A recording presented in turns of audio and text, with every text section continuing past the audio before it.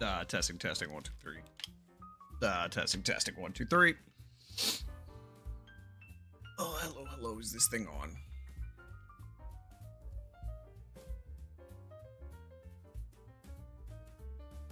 Oh god, I'll never know if it's on.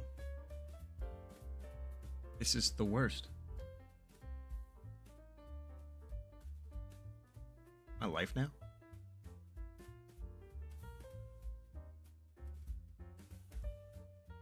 Oh, okay. Well, Matizval got jump scared. I'm assuming that it is working. Right, let's get to the fucking shit, shall we? Where's it? Just chat. Chat? Just chat. Just chads? Just chat. Down a bit. There we go. Good, good, good. Hi! Oh, my light's not on. That's why my screen is so dark. Ugh. Good shit. It's let down. It is let down. I have to make sure all of my shit working. Never does. I don't know what it is. Hello, hello. Hair tie. That's what I'm missing. Hair tie? With my hair. About to snap. Ugh.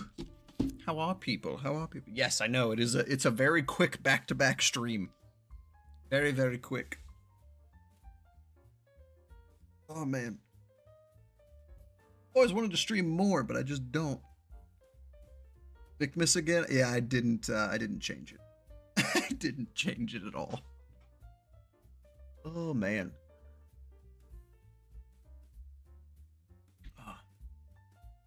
Oh, this is my work shirt. That's why. I was like, what the fuck? Good stuff.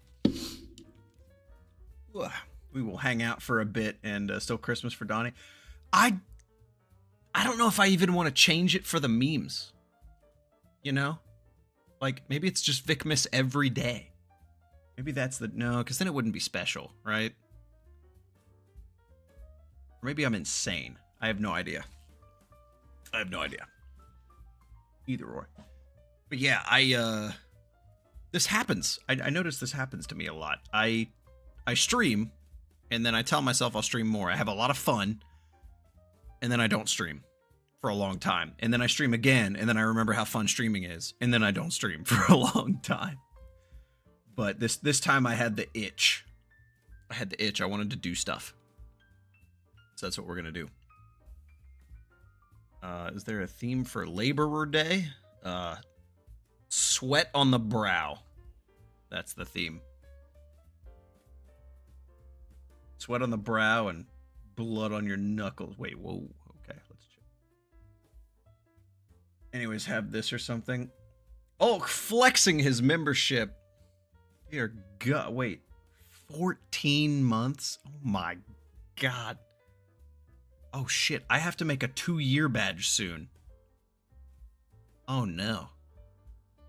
What am I gonna do for that? A red Donnie? Maybe like a red Donnie. Been a long time. It's crazy to me that it's that's a number. Like, I still remember making the memberships. I still remember making it and looking at it going, no one's gonna join this. Like, and then Matt comes in with the fucking that number's not real. That number isn't real. Also, happy birthday. Congratulations on your birthday. You made it another year, champ. I'll give you the best advice I've been given for birthdays, which is look back on this last year and just find like your favorite things and then find the things you'd want to fix and then just go into your next year of life with a goal and some ambition and thinking of the good shit that happened. Happy birthday, though, guy. Thanks for hanging with the Legion so long. I don't know, that's weird. It's like, thank you for being with us, and also, like, I'm so terribly sorry. That's a 80. What the hell? That's a number and a half.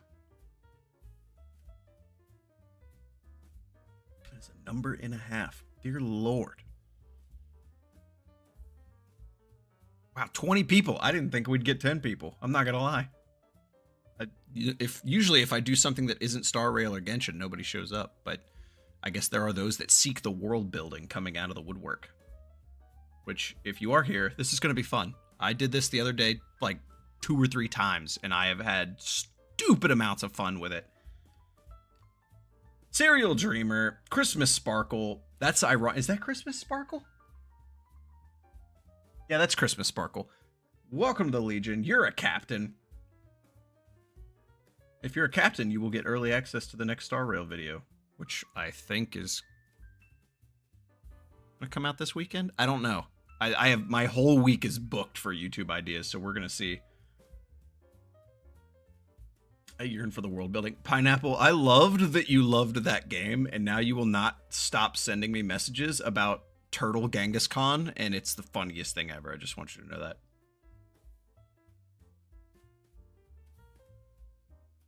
Oh, man. You're going to be background noise?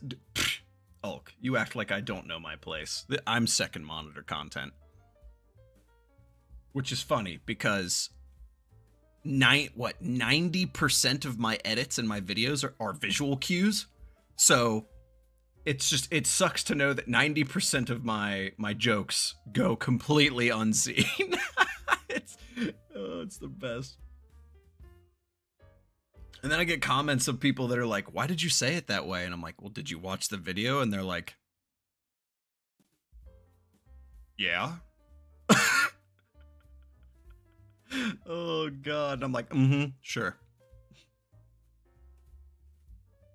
You edit your videos. If I didn't edit my videos, they really wouldn't be that much longer, but there would be a lot more dumb parts in them. There'd be a lot more of me slurring my words. Or me screaming at a puzzle like, what the fuck do you mean? It says left, left, right, right. Like, good stuff, good stuff, good stuff. So nothing has changed. No, nothing changed. You're right. Oh, lordy, lordy. Uncut versions win. I don't know. Actually, recently, a lot of stuff's been decently uncut. Mostly I just remove like the dead air between me talking where I like stop to catch my breath or like finish a drink. That's about it. Not me watching the stream and my friends having a watch party of Fairy Tail. Fairy Tail is in Shonen Jump, Natsu Gray and Lucy Fairy Tail? We need the puzzle sections uncut. There was one puzzle in... It was like the second to last area in Amphoris, where it's the goat that you gotta guide the shadow through, and there's like this double portal jump thing, and dude, that destroyed me. It destroyed me. Anime Fairy Tail is so good. I still gotta finish 100-Year Quest. I like started reading it back in the day, and then I never like caught up for it. Well, no, it was a weird puzzle because, like, I did that one, and it took me, like... Yeah, the Golden Scapegoat. I don't even know how long. It took me, like, 10 or 15 minutes. I was stumped. But then the next one looked even harder, and I got it on the second try, and I should have been happy in that moment, but it made me angrier at the last one. They're cool, I like them, but like... I don't know.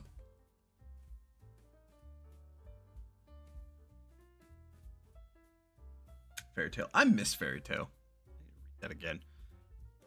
What was the one before that? Rave Master? That was the original anime that kind of spun off into that. And then they had Eden something. I don't remember the damn names. I don't keep up with that stuff anymore. I don't keep up with it anymore. Why is it every time I stream it just like degrades back into like watching old anime? It's amazing. Eden Zero, thank you. With distinctly dark-haired Natsu. Rave Master, yes, Rave Master. The most unique weapon attack names ever. Dual Explosion. or the hit single, Explosion.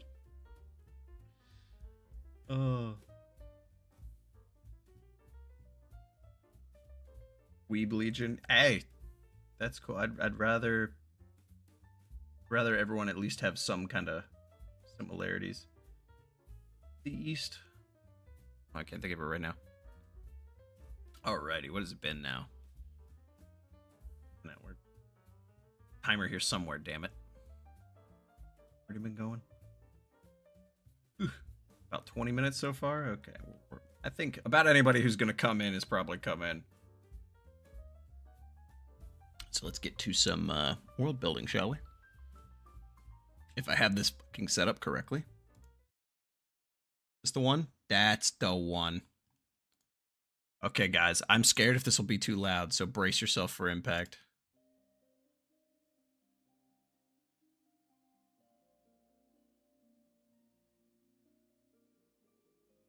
Or it just doesn't even make a sound. Okay.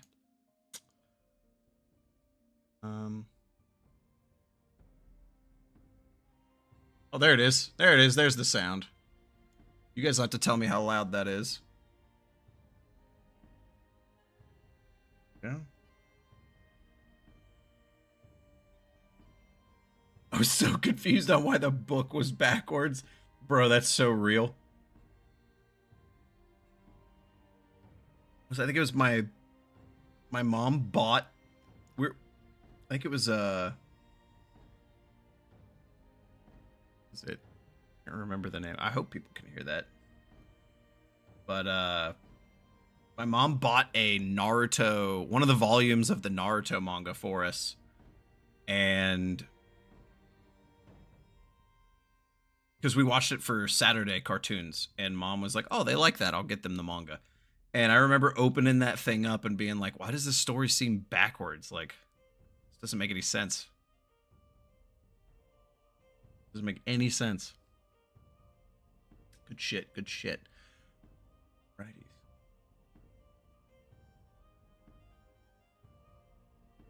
I hope that's not too loud. Or is it too quiet? Is it too loud? I don't know. Let me turn it up a bit, just in case. Should be in the background. Which part? Oh, it was early on. It was like either the Zabuza fight or like the early tuning exam.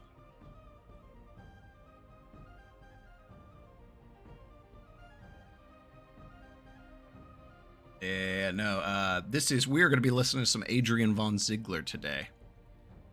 Fucking the old YouTube king of Celtic rock. So.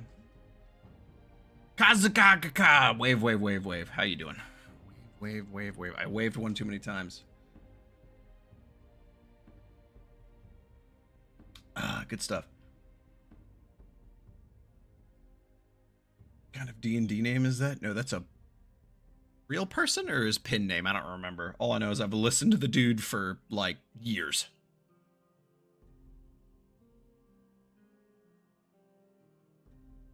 For years.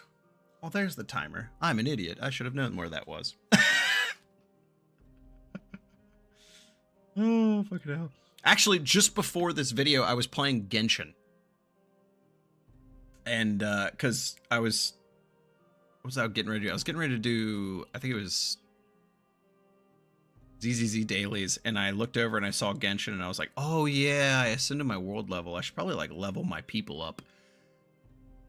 And that was when I came to a horrific conclusion. So my people already weren't leveled. And then I ascended the world level. So I'm actually 2+ levels behind in like character tiers. The world level is like 70 and I am like 40 and 50. So... I tried to do a boss. I ran into a boss, like a Mondstadt boss, and I was like, okay, I just gotta kill you to get, like, some Ascension materials. This will be easy. Dude, the boss turned around and backhanded me across the face and literally killed me in one hit. And I was like, I don't remember you being this hard. And then I was like, oh, wait. Oh, shit. So now I'm in a world that's, like, 20 levels higher than I am that I gotta try and play in with a limited character pool, and my highest relics being like a random blue rank.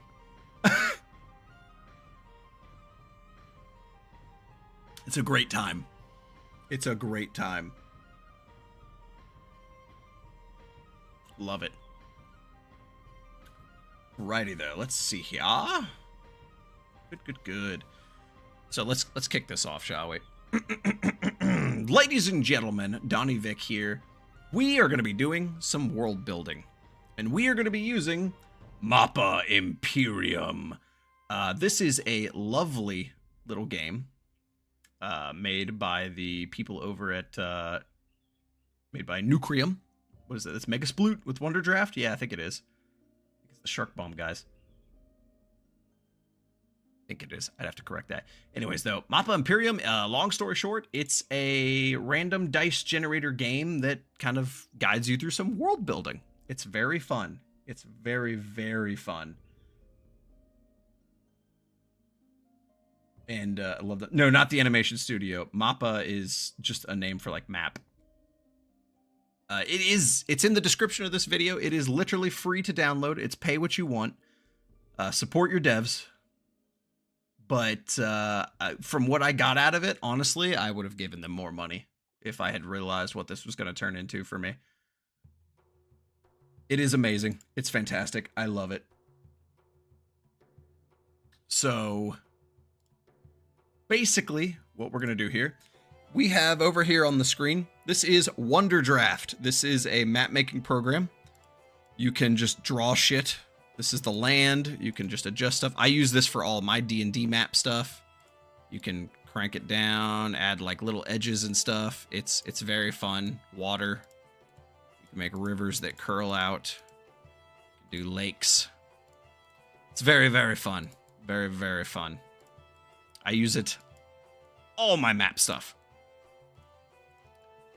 But and I don't know. I think I've showed it off in streams before. I have world maps that I've, like continent and world maps that I've built for my D&D stuff that I have printed out, put on board, laminated, and hung on my walls. I go hard with my D&D stuff.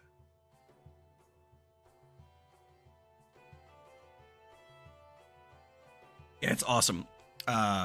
This stream is in no way inspired by Hollowstar's Crimson Ruse, who did Mappa Imperium with a bunch of other people in a big collab the other day while playing Adrian von Ziegler music. This is in no way inspired by the guy that you have seen on the side screen that I am subscribed to. So don't worry about it. God, turn that. It's a little loud on my end, but for you guys.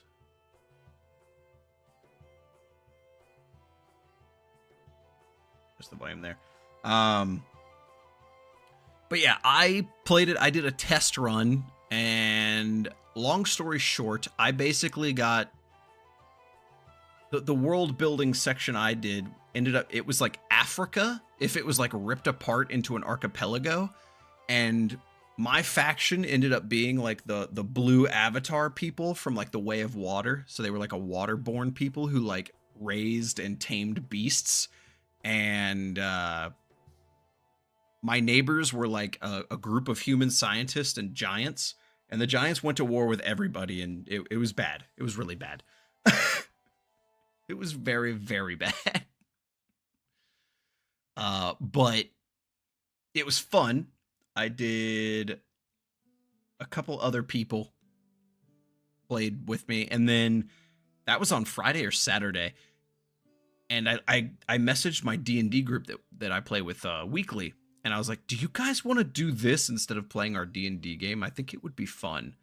And so they all just agreed to go with it.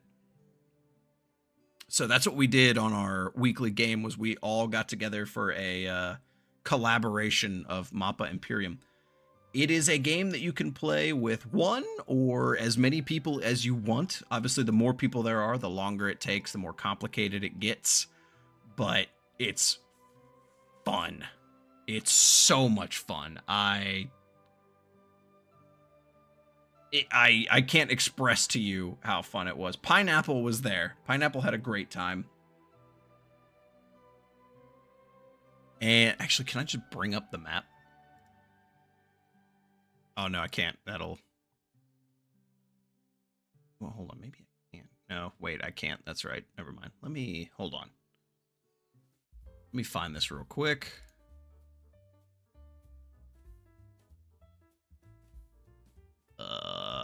Where's it at? Where's it at?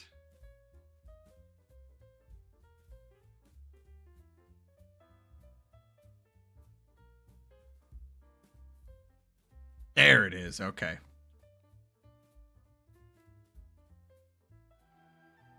Boom. All right, I have to adjust this now. This was the map. This is what we ended up making.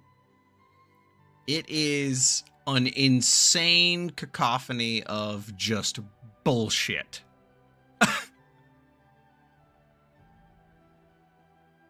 Oh, man. Yeah, Pineapple was there. It was all the players in the D&D game. So it was Rat, Pineapple, Hex, and Sauron_channel, if you want to go talk to that guy. So we divided the map into quarters, and then everybody rolled a bunch of dice. And we put the map together. We got rolled all the different biomes. This is what we put together. Then you get to roll on your gods, your faction, your neighbors and stuff.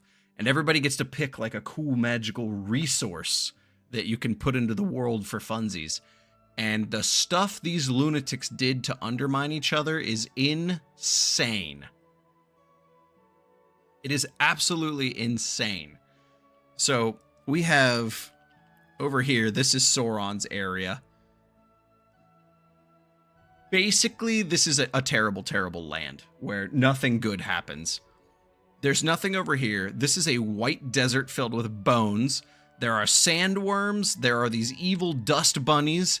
And then there is some strange resource called moon dust.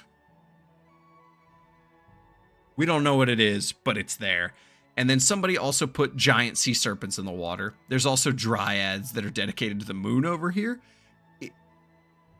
It's bad. It's bad. And Sauron, his faction that he ended up rolling was, I think it was fairies. So it's a bunch of fairies in a desert defending against evil dust bunnies and sandworms. And they can't leave because there's giant sea serpents in the water.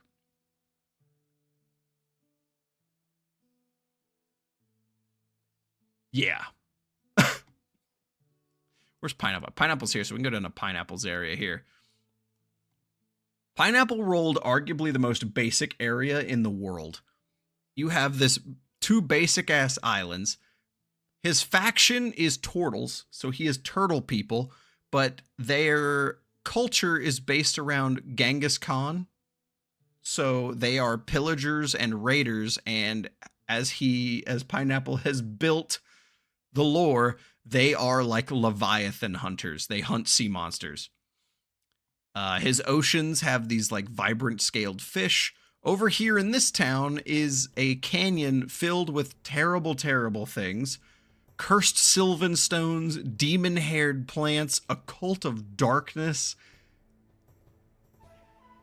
And then in the north is these grass people that like live in the brush and they like come out of the ground and like attack you, kind of like that one mob from Crimson Desert. It's bad over. And then there's this deep sea pit. We don't know anything about this pit, but we're guessing it's pretty bad. We're guessing it's pretty bad. Plants made of demon hair? No, it's not made of demon hair. That's just the name they have. That's just the name is demon hair. We don't know what the fuck it actually is. This was all stuff we put together. Oh yeah, and then Hex.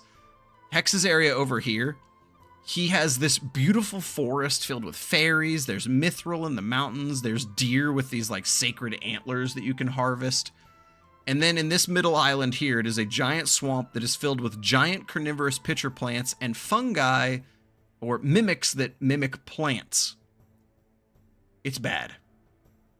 It's very bad. And then up at the very top here is this beautiful forest island with underground ruins filled with a cove dedicated to the god of weaving, and there is a race of moth people that live there. It's Why? And then there's Rats area. We don't want to talk about this area. There's random lone volcanoes, manticores, evil mermaids, wingless feathered serpents, and a desert filled with faesalts. What are faesalts? I don't know either. But it's bad. Oh, God. What a time. All right, let's get back to what we were doing. All right. So we are going to be doing our version of this now. We are going to be doing a Mappa Imperium from scratch. So this is basically how this works, guys. This is, yeah, basically, no, it's filled with fairies. Pineapples people are turtle people. Rats people are ironically rat people. And then both Sauron and Hex are both fairies. Don't ask me how that happened. It just did. All right, but anyways, guys, we are going to be doing our own. I got my dice here. My dice are ready. I got my D6s ready to go. Let me use a different pair of D6. Where's my icy ones? There they are. Yeah, get 'em here, you bastards. Good shit. Roll good today, boys and girls. So, ladies and gentlemen, Mappa Imperium. You can do this alone or with friends. You can divide up the map like I did before or do a whole one yourself. And you guys, the chat, might be playing along in this one. I don't know. We'll see how it goes. But this is basically a cooperative storytelling game where we make a map. And for funsies, it might be canon in my D&D world that I'm making for my ttrpg project idea. But anyways, how we are going to be doing this is the game is divided into 6 eras. Era. Not error from Catherine, eras. So the first era is the Age of Creation. This is where we will establish our land masses and get the basics of the map laid out. We will add in the geography, the different types of biomes, magical resources, and other landmarks. Afterwards is the Age of Myth, where we will be establishing what gods are in this place, what domain they hold power of, what their symbols and what they represent are. After that is the Age of Foundation. This is where we will actually be working on the faction that is building a kingdom and an empire here. And we'll also figure out our neighbors and the other people that dwell here. And then after that is where the game gets batshit insane crazy. You have the Age of Discovery, where all the random encounters start going off that change the map. The Age of Empires. Yes, I know. Just like the PC game. First PC game I ever played. Age of Empires 2, Age of Kings. Beautiful game. I just went ham in the Discord in our off-topic channel about going back to RTS games and abandoning gachas. And this is the game I thought of. Also, I need to replay Age of Mythology, because when I played Age of Mythology, there was only 3 factions. Now there's like 6. That's crazy to me. But yeah, this is when our kingdom becomes an empire and kind of starts flexing on the locals. After that, in the final age, the final era 6 of Era Nova, we have the Age of Collapse, where everything can potentially go very bad. It can get very bad. And just to let you know how our last game went, I thought about including myself in the game, but I said no, it's easier to split a map into 4 parts. So we had Sauron, who is a creative type and also has years of experience with TTRPGs, so that was good. We had Hex, also years of experience with TTRPGs and other games, so that went well. We had a person who was on 1 hour of sleep and literally passed out in the middle of the game after chugging like 6 bottles of NyQuil. And then we had Pineapple, who his most creative endeavor is kind of half-ass woo-woo gameplay. He played a gacha once. He probably drew something when he was like 6, I don't know. But he did great and he had a fun time. So if he could do it, you can too. But, yeah, we are going to be doing this together. Let me move this over here. So, let's do this, guys. We are going to begin. Actually, I should probably get a Word document ready so I can record all this shit. Actually, no, we don't need to record it all. We could just put it down on the map. We're good. All right, so next up, we have the Age of Creation. Mountains rise and forests grow. The world begins to take shape. During this stage of the game, we are going to be making the land. So let us create the land. We need to roll a single D6. And I have my fancy, shiny, Curse of the Frost Maiden dice. So that's what we're gonna do. Who's gonna play on this map? Who knows? Maybe nobody. Maybe I host a game there for like a one-shot or something. Who knows? I got a 3. What do we get with a 3? With a 3, we get 1 large continent and 2 small islands. Okay. A large continent and 2 small islands. What am I thinking here? Should the islands be next to each other or like separate? Kind of want them separate. Maybe we do like a some kind of land bridge type thing or something. This way we can like have like connecting pieces in case I mess with something else. So we'll go like maybe here and like curled in here or something. Yeah, I kind of like that. I like that, and then we can crunch in a bit, maybe even cut in something like this to it.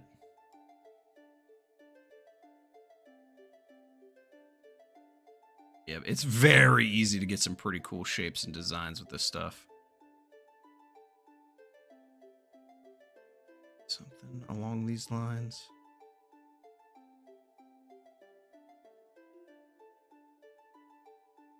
I don't know. What do you guys think? Do we is there any like distinct shapes or ideas anyone's got in mind for themselves?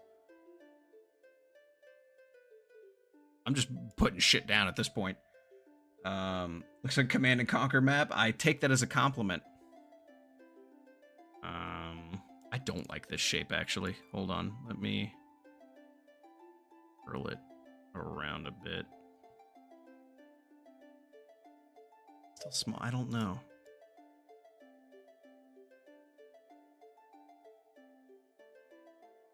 I want it to kind of fit the mold here.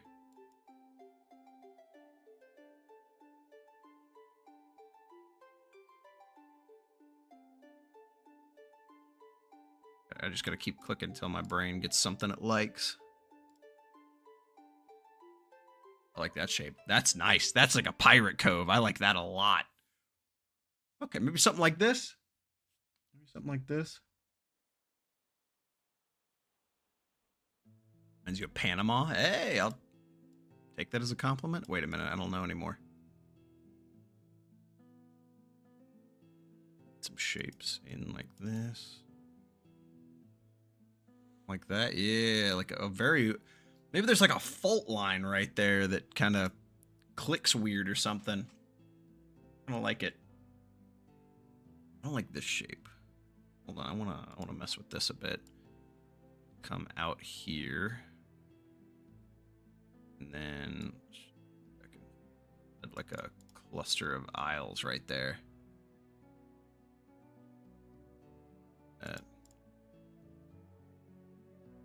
Kind of like a little seaway in the middle. Okay, this is cool. This is cool.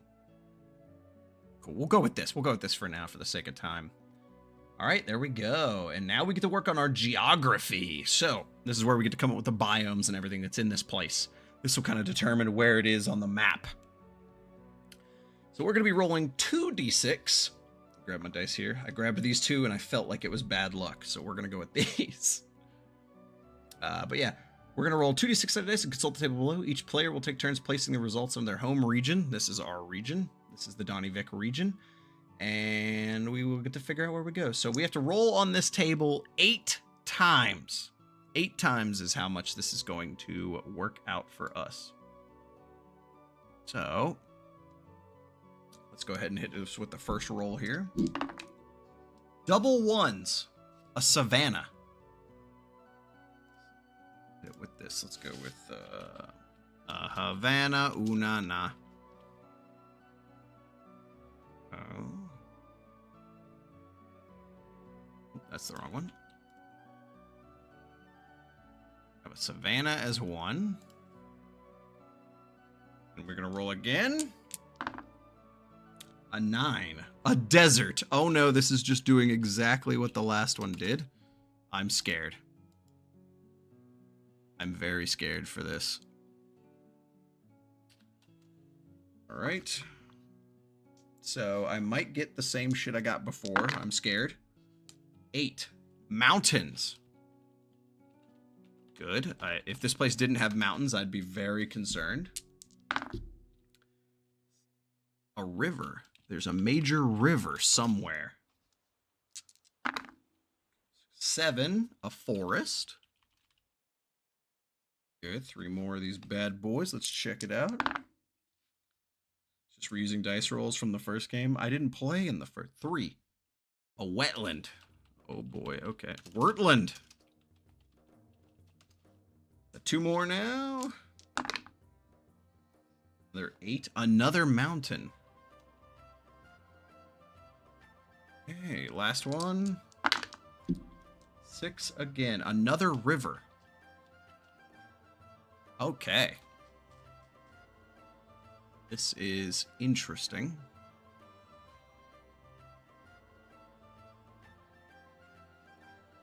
This is what we're working with here. Oh boy.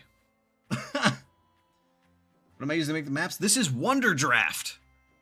This is it's $30, but once you own it, and you can get all the art packs and everything.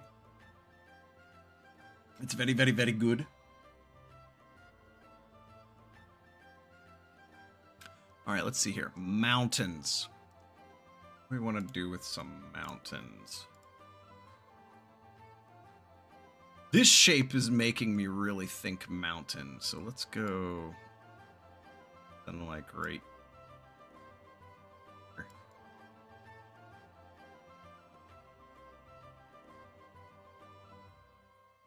Pop them in.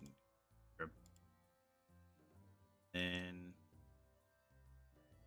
add like a couple there.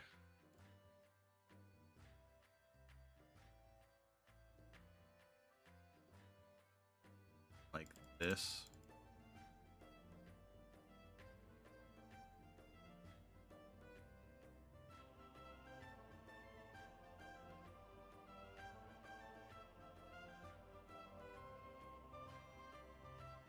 That looks okay.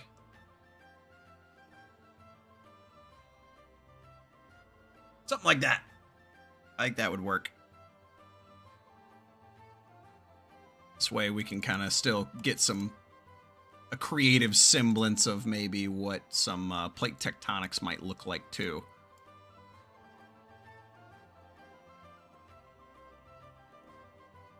Good, good, good. I like it. I like it a lot.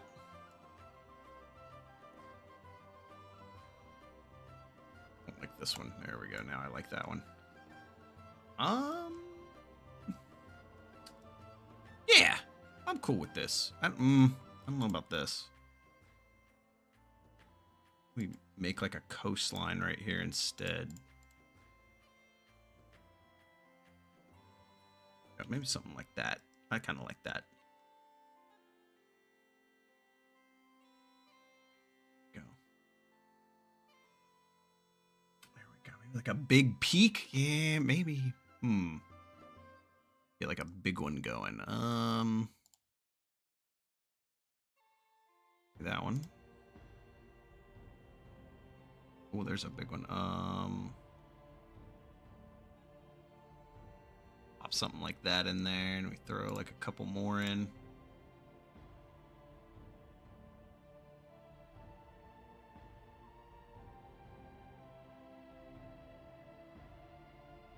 I think that kind of works a bit.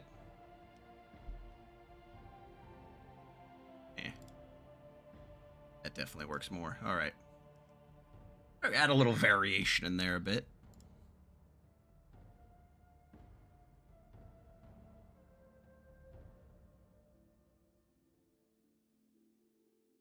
Never mind. Fuck it.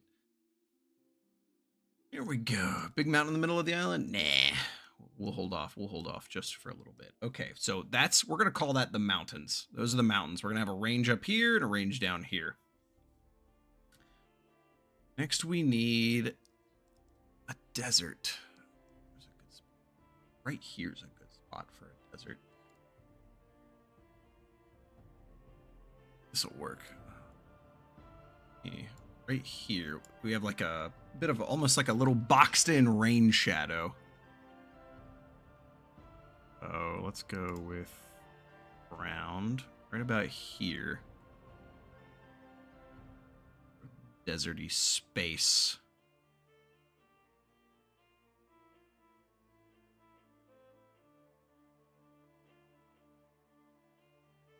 I like that. Where's my dunes? I got some dunes in here somewhere. Zoom in a bit.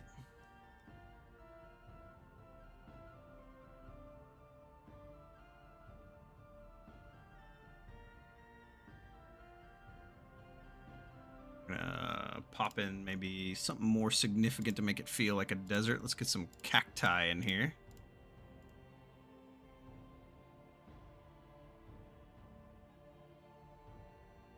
There we go. We got this little desert tucked away in here now.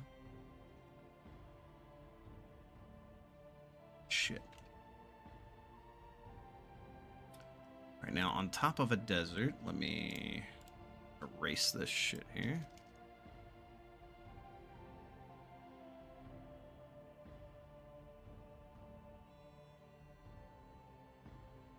River, a savanna. Okay, no, actually, I know right where the savanna is going to go.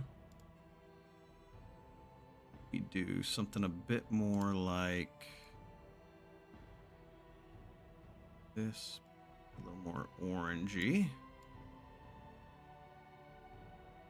Or savanna, or like kind of grassland color here.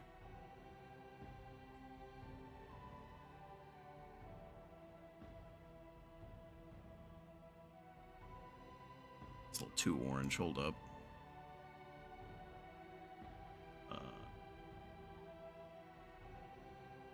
Or grayscale. Too much now. Dark.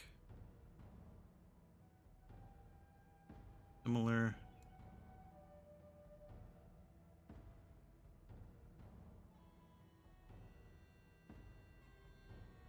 That opacity down a bit.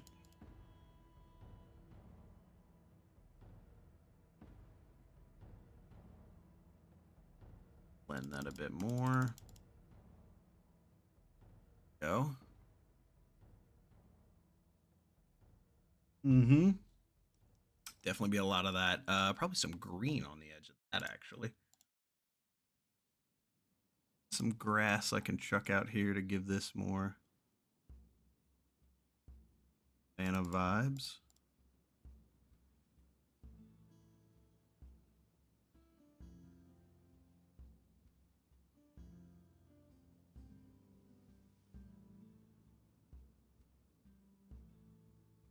There we go. A little savanna down there. What do you guys think? Pretty good? Desert just transitions right into the savanna. I like it, I like it, I like it. Okay.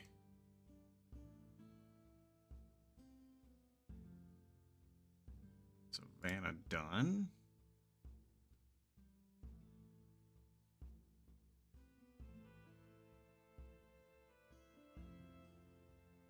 Okay, now we're going to need a forest, a wetland, some really big rivers. Ooh, I see a good spot. So let's say this river actually runs like a massive length of this place. Actually comes in from up here.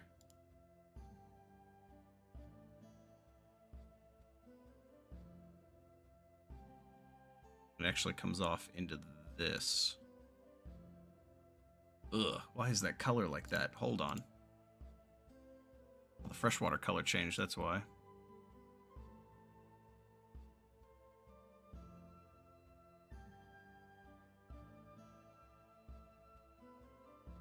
There we go, matches the coast. Oh wait, the coastline color needs changed too. Ah, 3-tiered.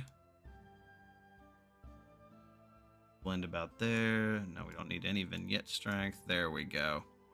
Good, good, good, good. About like that makes that easier to see. Good, good, good, good.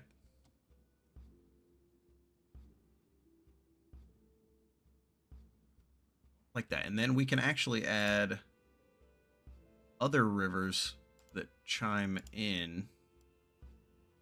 They would also collect from the mountain.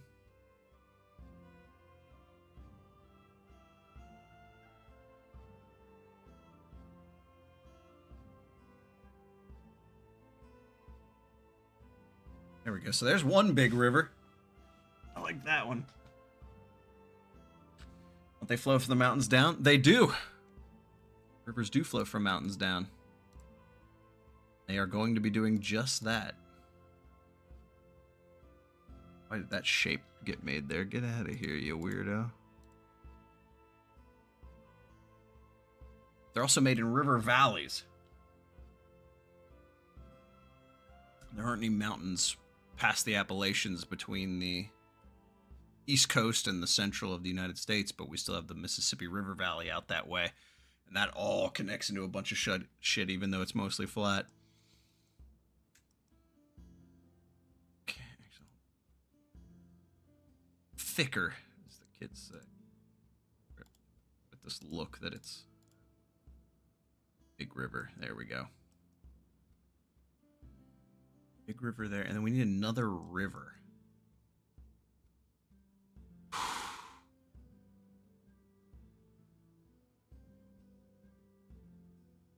All these mountains, that makes sense.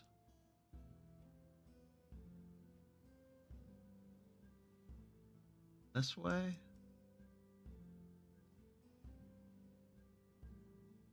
Do we do 2 rivers up here? I don't know. Where do you think a good, Yeah, I'm thinking definitely down here. I'm wondering if, like, the high elevation should be the edges of the map, and then as it comes together into this, like, bridging land, it kind of gets lower. Which doesn't make any sense, because this is where our mountains are. Yeah, I mean, that'd be kind of cool looking still, right? I mean, we could still just check it out. Let me just see how it looks and see if we like it.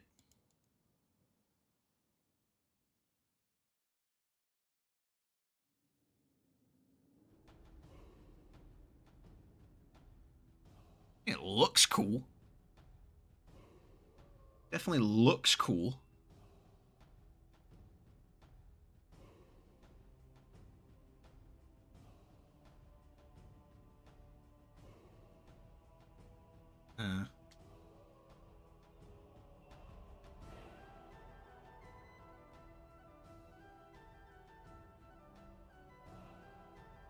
I've seen the shorts of a kid dancing in a boat? No, I have not.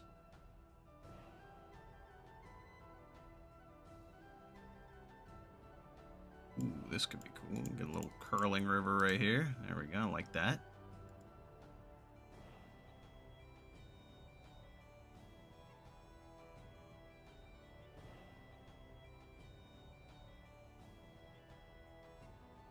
Something like that. I kind of like this idea. Just this sort of land of conjoining rivers, I think is pretty cool. We'll go with it. We shall go with it. Our river's done. Next is the greenery.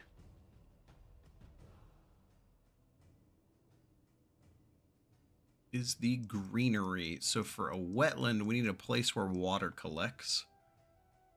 Right here is looking like a good candidate. So let's go with...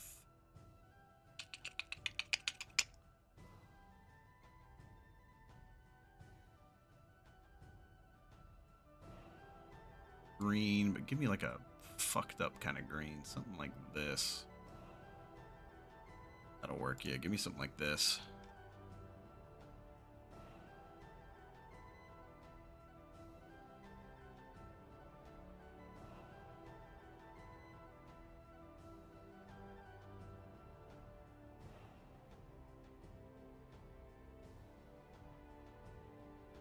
I don't know. Actually, that's a really nice green for literally anything else. Hold on, I want to see how this looks. Hold up. Just hit up this whole half real quick.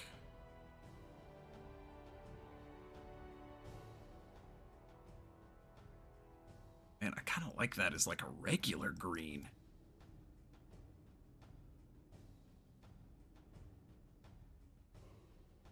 What's more like a swampy color? Hold on. I didn't get a notification. Well, welcome back.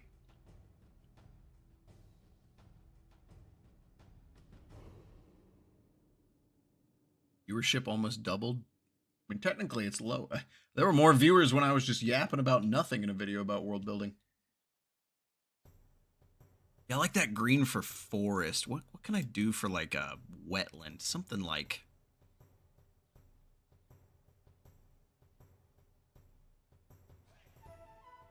bluer? No.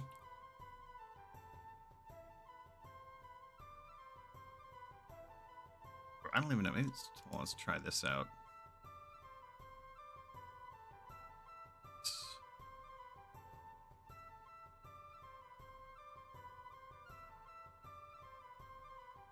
Yeah, I'm thinking, well, see, I got like some decent brown here, but let me move it more into the yellow territory and see what we can cook with here. Keep it peasant.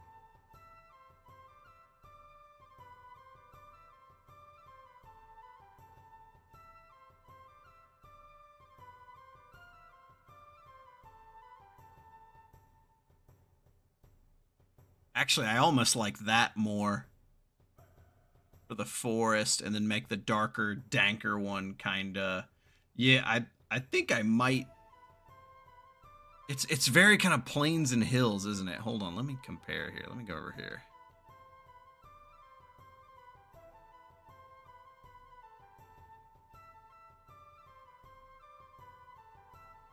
Oh, I don't know which one I like more. Hold on. Go back. Let's go. I'm gonna keep that island. I'm gonna keep the islands those colors for the flick. There we go. And then. Oh wait. That. Hit me with this.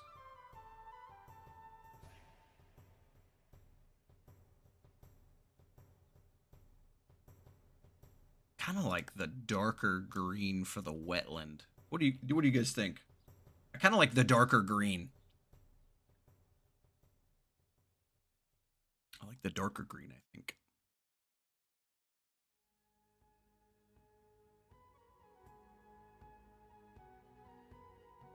Pretty good. Pretty good. I do like that. We still have. We have a. We still have a forest left too. The forest is definitely gonna be up that way.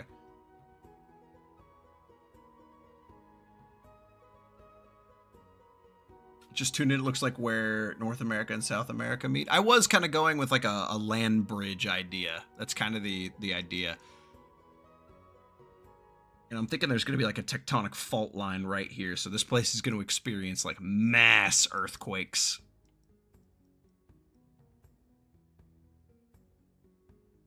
What I want to do. I think that's what I'm going to do with it.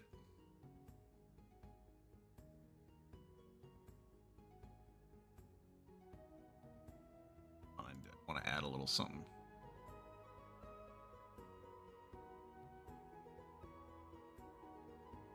A little bit more color in there.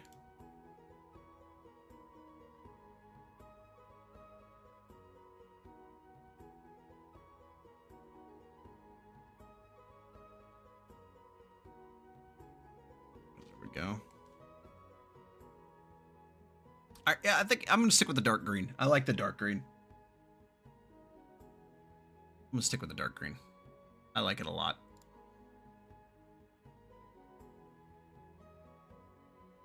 Go with that. And let's do... We gotta turn the opacity back down.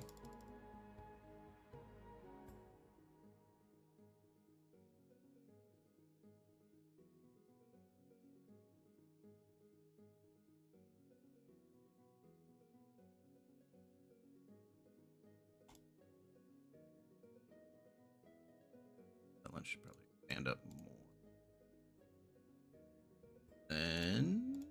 hit it with some wetland graphics here.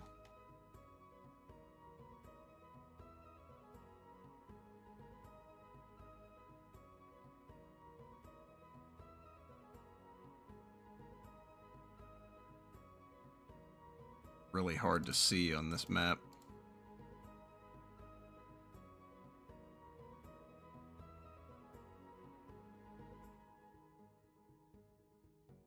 Can't even see that. Here we go. Trees. Back out. Some willow-like trees in here.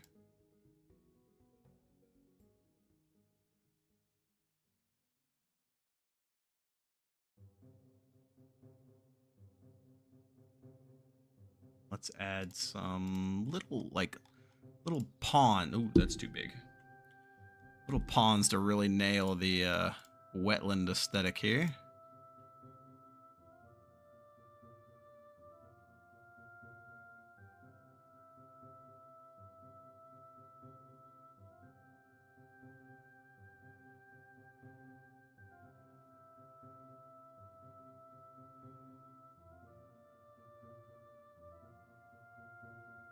Pretty good.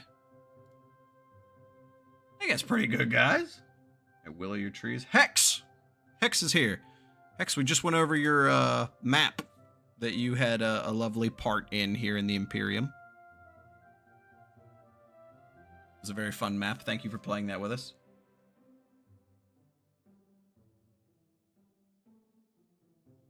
That curse thing. By the way, Hex, I just want you to know, besides the Turtle Con and Sauron's... oh, I heard a sound. I'm scared now. Besides Pineapple's Turtle Con and Sauron's weird god history, I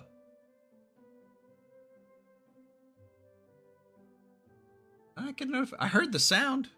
Oh, a subscriber. Okay. Yeah. Lania Patisse, thank you for joining. But yeah, I loved your idea of the Weaver, because when you named the sacred site the Reality Cove, I imagine just like the god of weaving is able to turn anything into thread, and the story became so much more likable to me. I was like, oh goddamn, this is amazing. Let's get the mountains a color, shall we?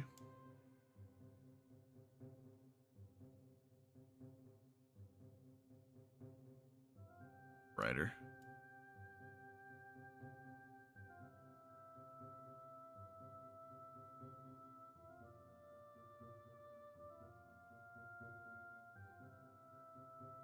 I now have to recolor these sand dunes.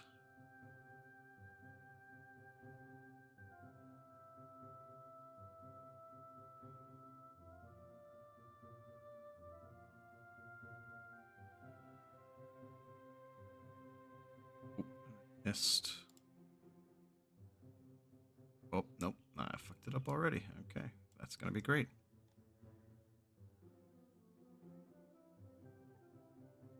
Dark.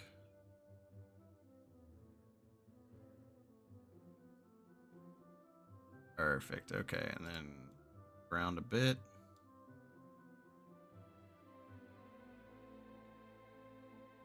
Dunes.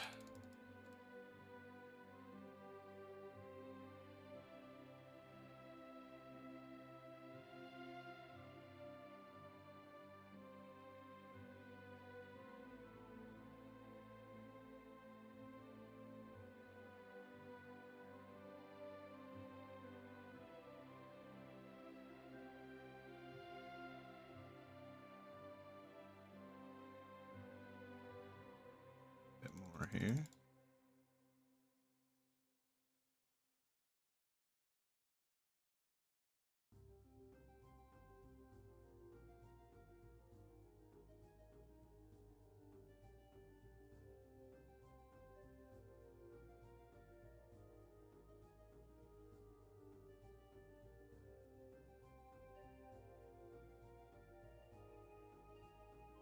There we go. Something a bit more akin to this.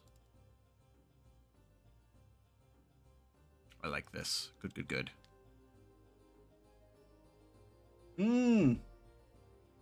The Fates, that's not a bad one either.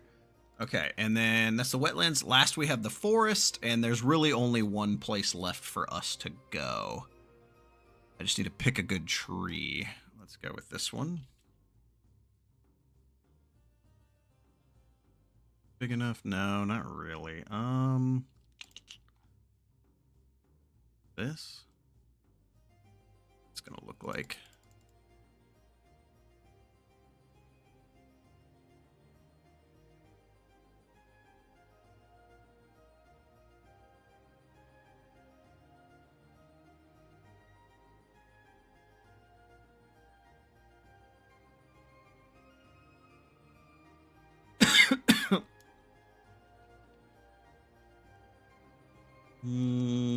That's a little big. I like how big that is. Hold up. Turn the density down.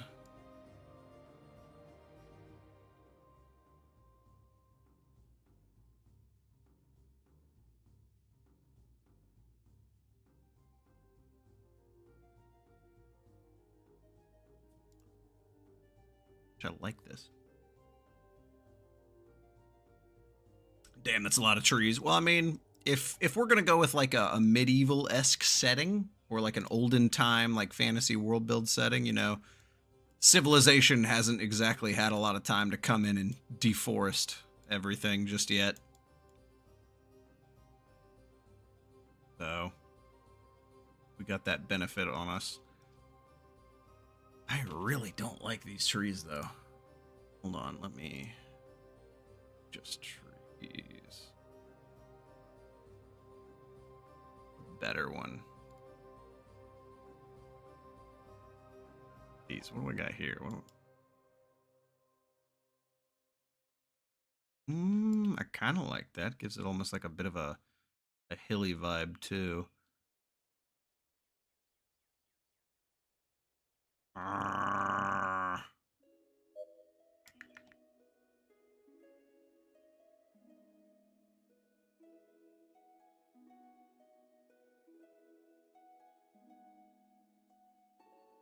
don't know.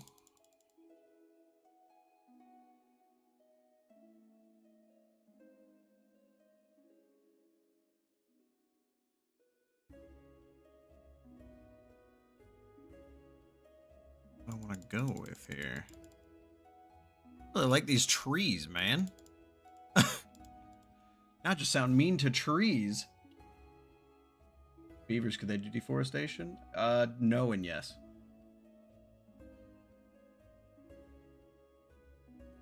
They do cut down trees, but they also do things that directly correlate to more tree growth. So...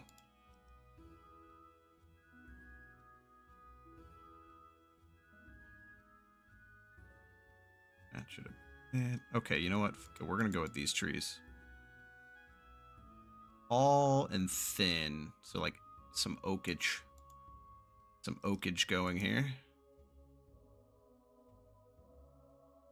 Fill in some gaps with more swamp stuff. I like this sort of riverlands we got going right here. And then let's do...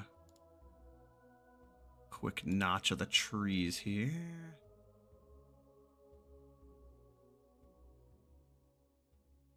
Green, like this, and we go without the ground. We hit the trees up.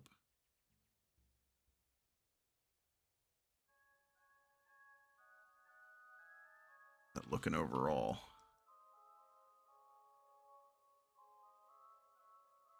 It's a bit too...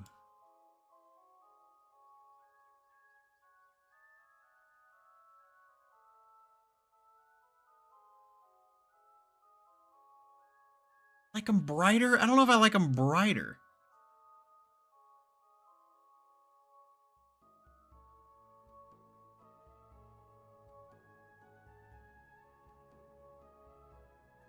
Swamp's looking good. I like the swamp. They'd be brighter. So...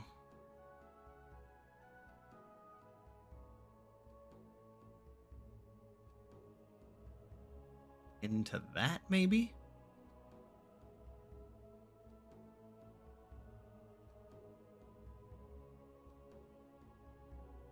Add like a little line of the dark in there. Around like the edges up here, and then a little lighter in there. It's pretty, I mean, that's, yeah, I'm not against that. I kind of like that. This is a very quickly put together map, so I'm not dying for details here. Let's work on. And here.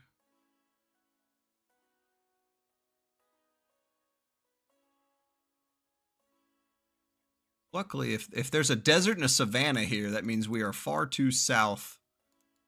We are way close to the equator to have to worry about like coniferous or anything like that. But I guess we do got mountains technically, so could work with that. I don't like the trees in the backside.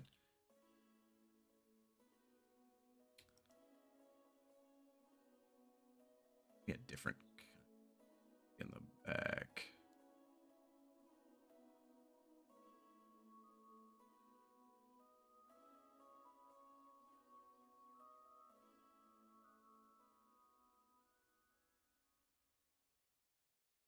Kind of good. And then I want to make the mountains a little darker too.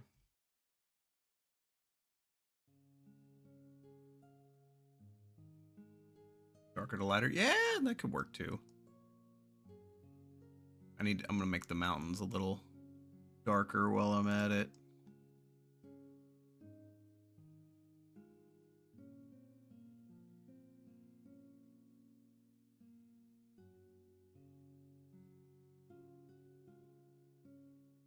I got the lighting bug.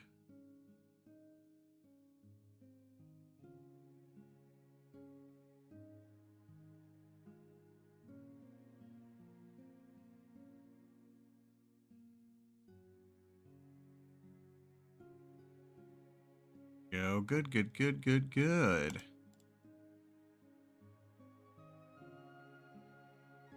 This music is so happy. What is happening?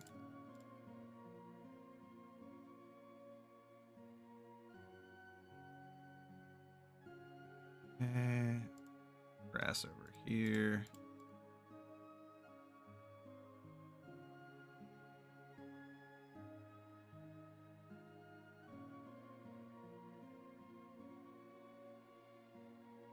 Okay, I like, and then we got the forest and the wetlands. Okay, we're good. We've spent long enough on this. We need to move our happy asses along.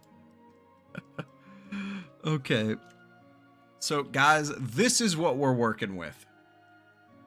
This is what we're working with. We got a kind of more verdant area to the north, and then a more drier area as you head south. I like this a lot.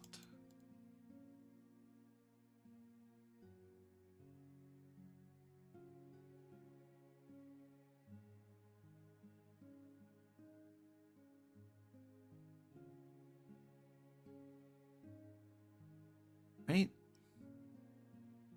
Then let's hit up these mountains a bit, make them darker.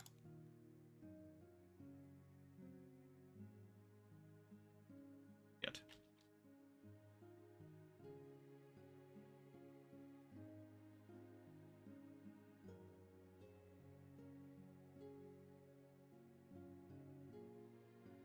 All right, there we go. Something more akin to this.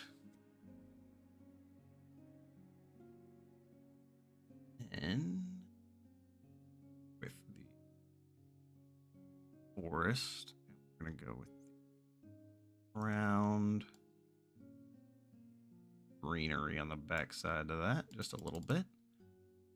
All right. Good. The desert climbs up this way some.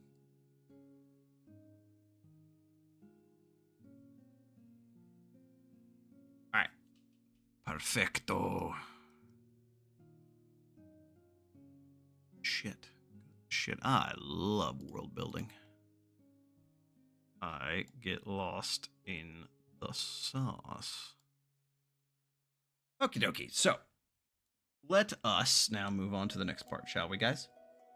Geography is good. We've done our touch-ups. Next, we get this is we'll charm in here with you guys here. Next, we have the resources and the special sites. Yeah. So we get to take turns placing 2 different resources at special locations in each of the home regions. My players did crazy shit when they did this. And I think we placed too many, but I love that we placed a lot of them. It was very fun. We're going to use a symbol to represent where we are putting stuff. Let me find a good... Oh, we're going to go with this one. I like this one. Good. Right here. Boop. It's going to be our symbols, or our resources.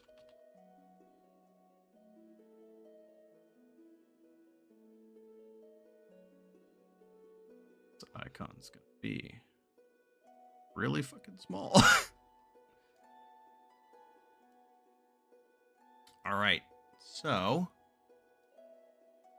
we need some unique resources.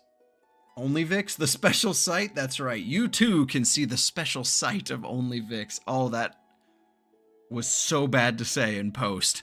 But yes, for the easy price of $4.99, you too can watch the Nikke series and watch DonnyVick collect all the Jigglemons.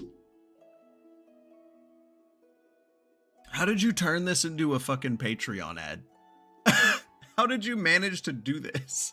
What are the resource options? Anything. It is whatever our little hearts desire. Of course, I think this is going to be like D&D magical medieval fantasy. So I think definitely like Mithril in the mountains, some sort of arcane like golden maple leaf trees in the forests, maybe some unique herb that grows in the wetlands, or all kinds of fun stuff, I'm thinking. All kinds of fun stuff. We just got to think of what is the main question. What is your favorite color? Just got to think of what. The main question. Magical radiation. What would be causing said radiation? Rhenium? No, that's too sciencey. Galvanite. Isn't Galvanite taken? I swear that's from something. What is that from? I've heard that before.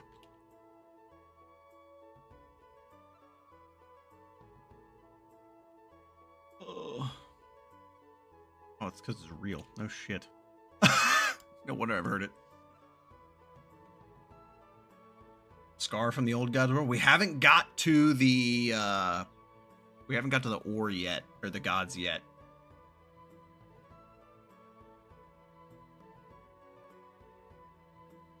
Weird magical ore. I like weird ore. What if we had...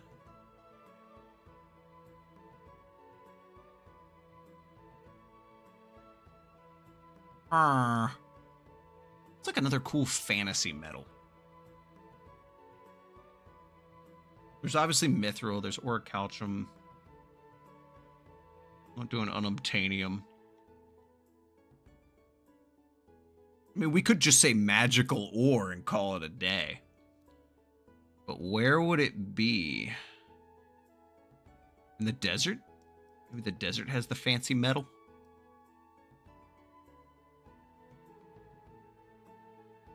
Because here's the thing, resources are going to exist in the world before the people. That's just how it works.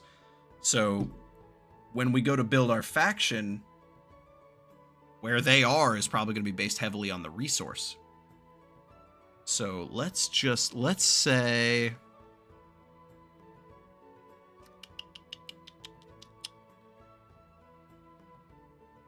Let's go right... Let's go all the way in the south. We're gonna go all the way in the south. That way people really have to go out of their way to go find this magical ore. Down here, and we will find us some damn ore. Right here, and we are gonna have stick ore veins. Boob.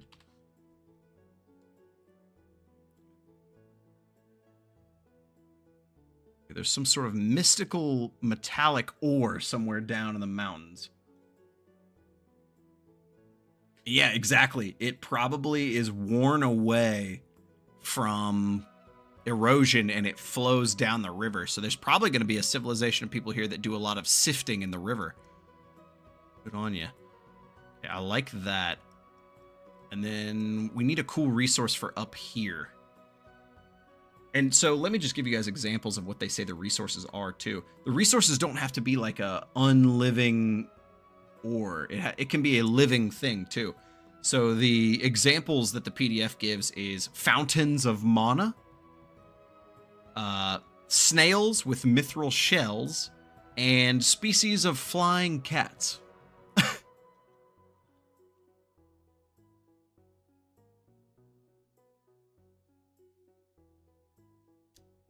That. What could we do? Mystical ore. That's a fun idea. I don't know what it would be.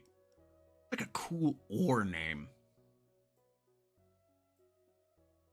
Oh, my brain's tinkering now, guys. My brain is tinkering.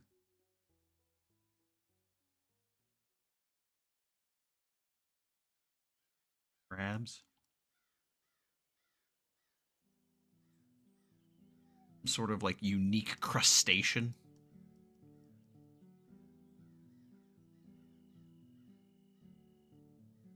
What are like some properties of like keratin or like carapace? What could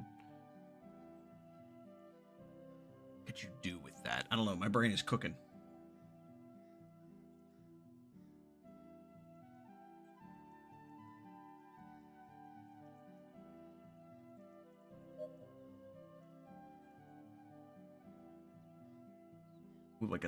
Like a rare insect? That could be cool.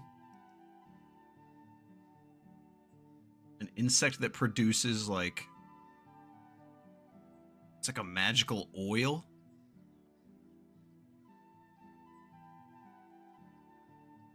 I like that idea. What would that be called? Firefly? Something. I like the crustacean idea too.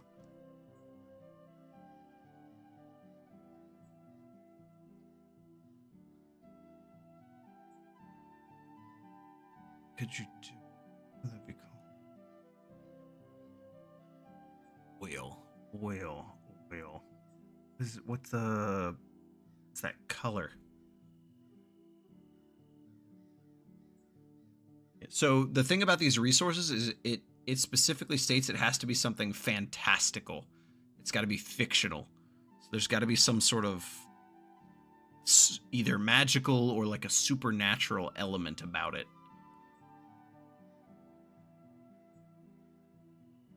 No. I'm really liking this firefly idea.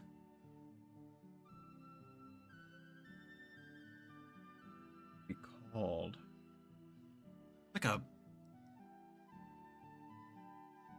dazzle fly, a shimmer fly.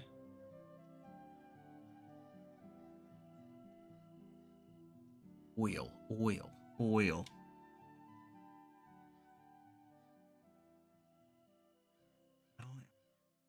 Magic.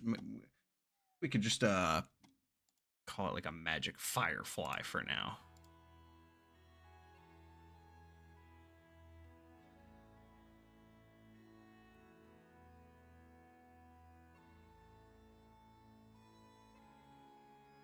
We can always come back and change the name of stuff later. It's no big deal. No big deal. I like that. I like the idea of like this oil that can be used as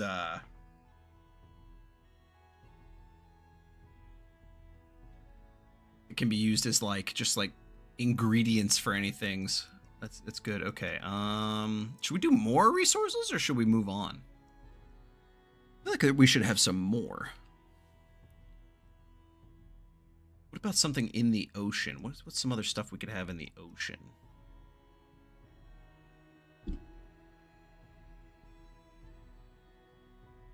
Firefly. Perfect, you fucking beautiful human being.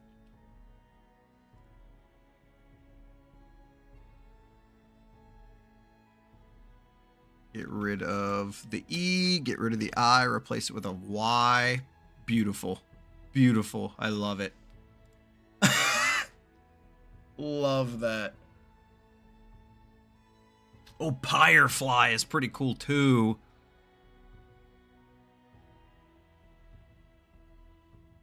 Oh, that's good.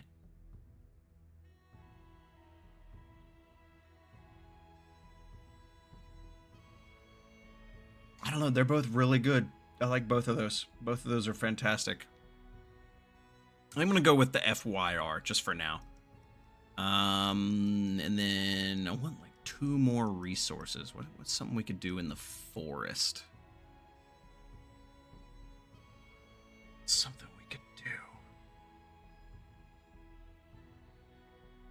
Good. Maybe another animal? I don't... Know what you're doing? We're world building. We are playing Mappa Imperium. We are rolling on a bunch of dice tables, randomly generating a world at the will of the dice.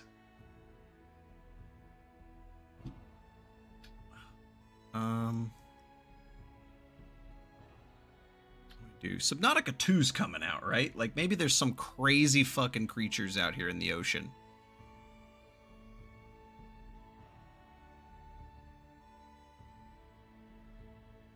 Something I don't know. I don't know. There's a lot of ideas. What was that thing in those creatures in Warcraft? Thunder lizards? What if there was a bunch of like magically enchanted like Kodo beasts or some shit out in the savannah?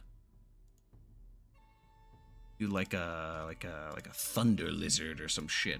I think I literally just ripped that straight from Warcraft 3. I'm not even lying. Or we can call him like a thunder beast. Doesn't have to have a specific animal type yet. Could be cool. And everybody in the desert could have like lightning and metal themed shit. Oh yeah.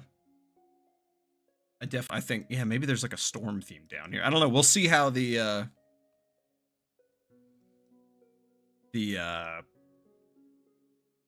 rolling on the gods table goes. That's going to be when it gets crazy.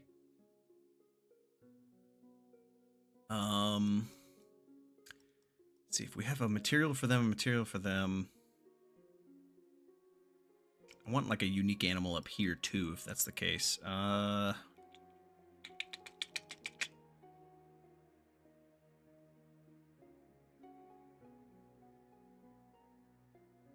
Rivers and forest. Rivers and forest.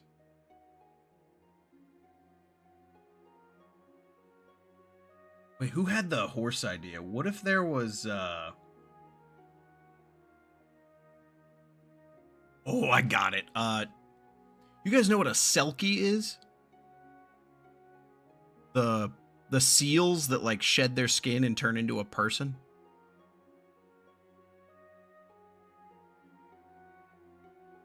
Did anybody know what I'm talking about? A selkie?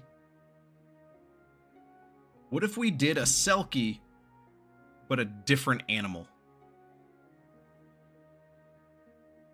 We did...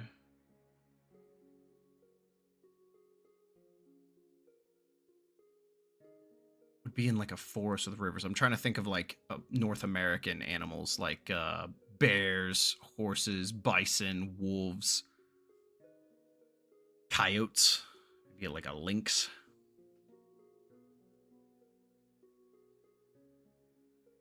They're like a race, but like this is before people, so like This is like an ancient type of individual. This would be like spirit animals that would like later adopt a human form. People aren't here yet. This is like the age of creation.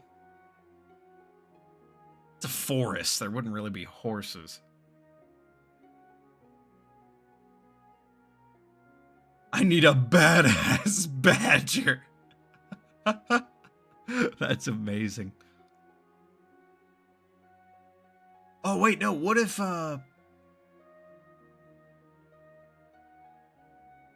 it's not specific to an animal? What if it's just like people or like spirits where like they have a magic item that's an animal skin, and when they wear it, they just wild shape into that animal? Okay, I kind of like that idea. And that's like the precursor people that are up here. And so they would have like druid. No, now we're making lore more than a resource. We're making lore more than a resource. Shit. That's the world building brain going off right there.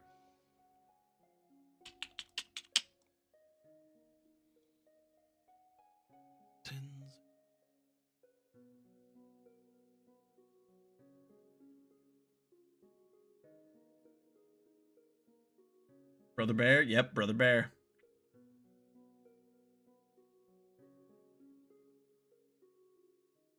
That's a little too crazy.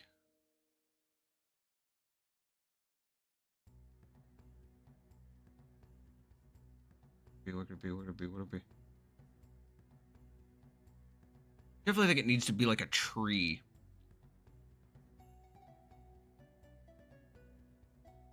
What's another word for magic? Arcane, mystical, eldritch, esoteric.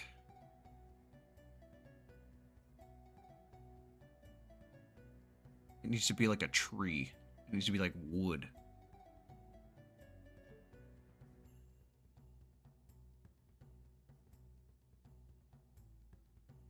My brain's so stuck on certain ideas, I gotta try to move away.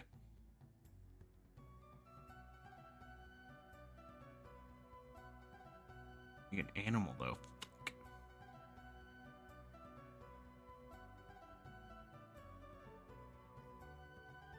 God, this is tough. Sufficiently advanced science. Glamour.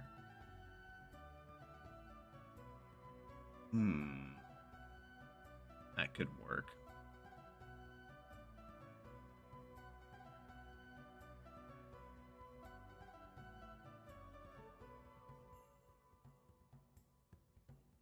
Plant-based animals kind of cool. I like plant-based animal. Yeah, bee.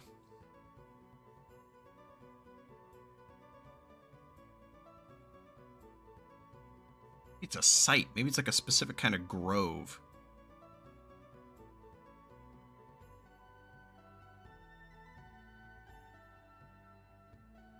It's... God, this is tough.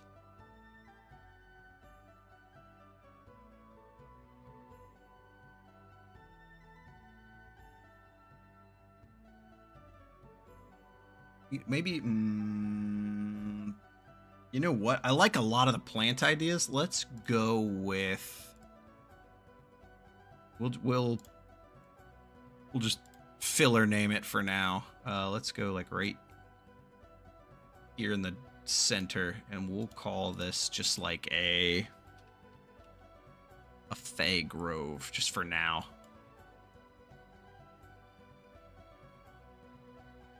There we go. And that's 4. Okay, we will leave it at that for now. We will leave it at that for now. We did good, guys. We did good. All right, I say next. So that's it. That's it for age 1. That is the age. Was Don trying to make? I don't know either. It's all up to the dice.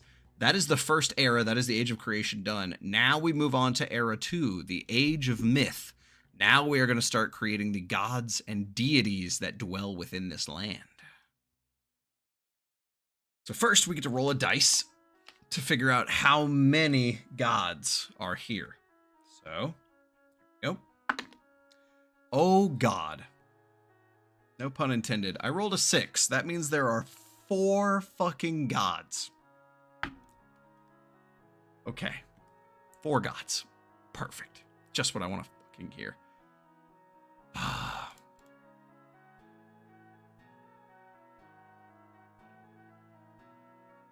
That's what I want. 4 of these fuckers I gotta make. Son of a gun. Yep, we're gonna be here a while.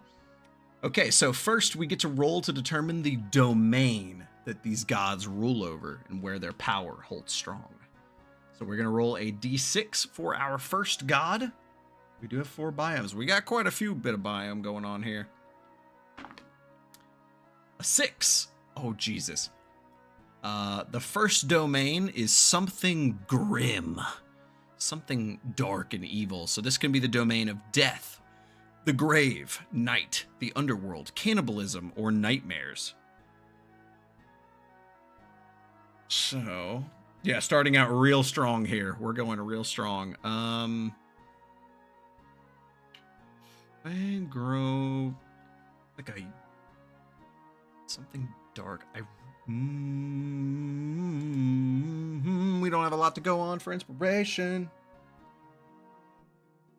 Mord Calliope. Oh, Mord Calliope's not the god of death. It's like the weeb of music. I don't know. I don't really watch Mord Calliope. She's playing Darksiders right now, and I fucking love that shit.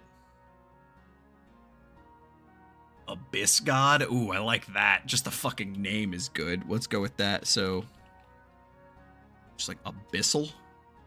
Yeah, okay. So like the abyss domain, the abyssal domain, like an underworld domain. Okay.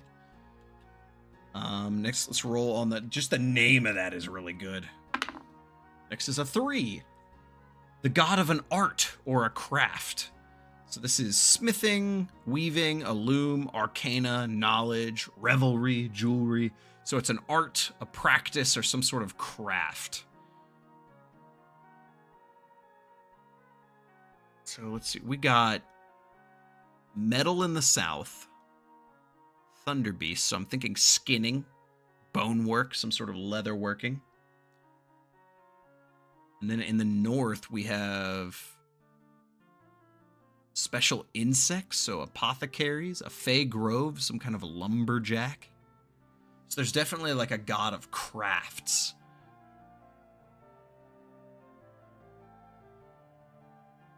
Metal and bone makes me think of like building trinkets, so like goldsmithing.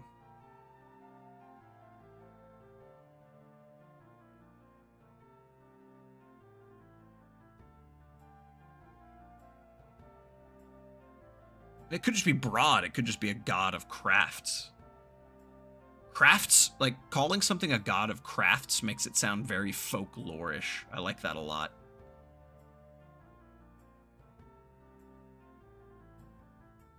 God of tinkering. I don't know, tinkering doesn't make a lot of sense. It could, I guess, but like when I think of tinkering, I think of like future sciences, not like old god.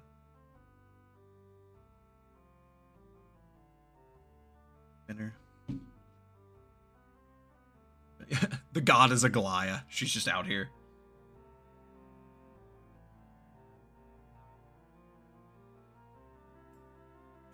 Golden, I am the god of this make-believe shit.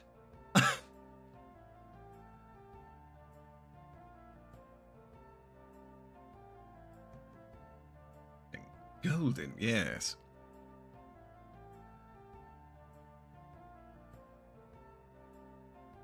Like, I kind of like craft. Just craft seems kind of cool. Because that could be anything. All right, hold on. Let's do the third one here. 2. Something in nature. The sun, the moon, storms, mushrooms, animals, birth.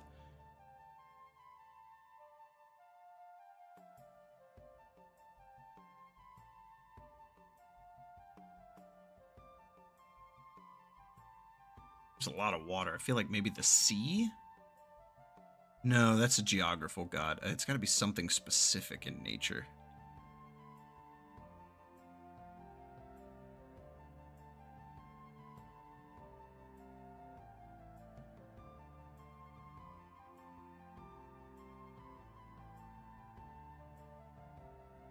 growth.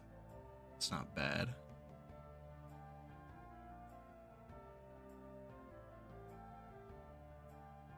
Domain.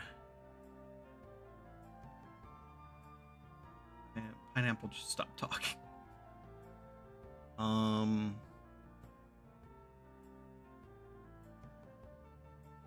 End? B1. Storms? How much?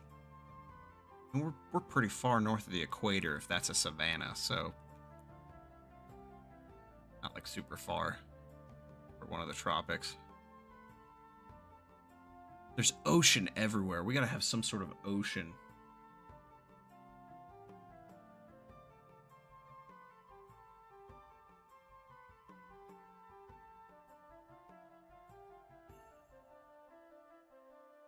Wakes could be cool. Because if we look at this terrain, there's probably like a fucking fault line right here. So maybe there is like a god of quakes.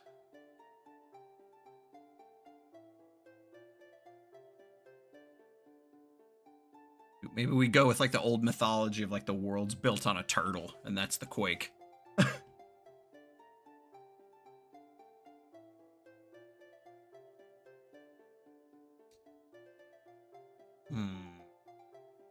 The tough one. Oh, what's the last one? Let me see here. 4. An endeavor. Okay. Something in nature.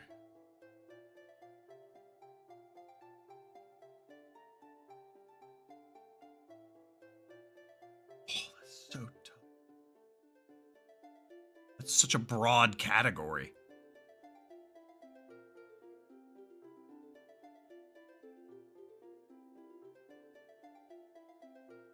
When are we introducing Gacha Waifu system?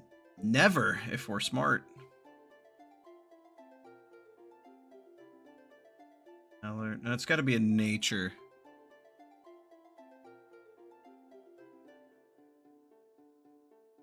Valor might be for the last one.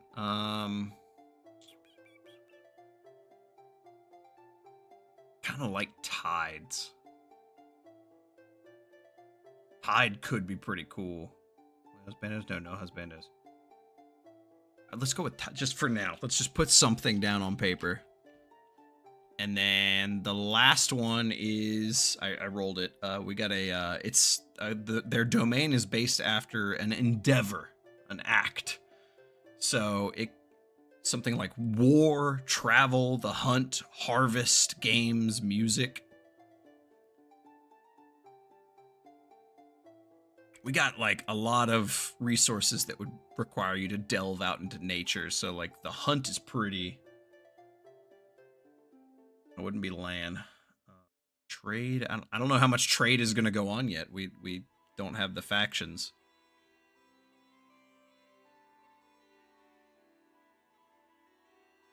The Valor one kind of sounds a bit good now.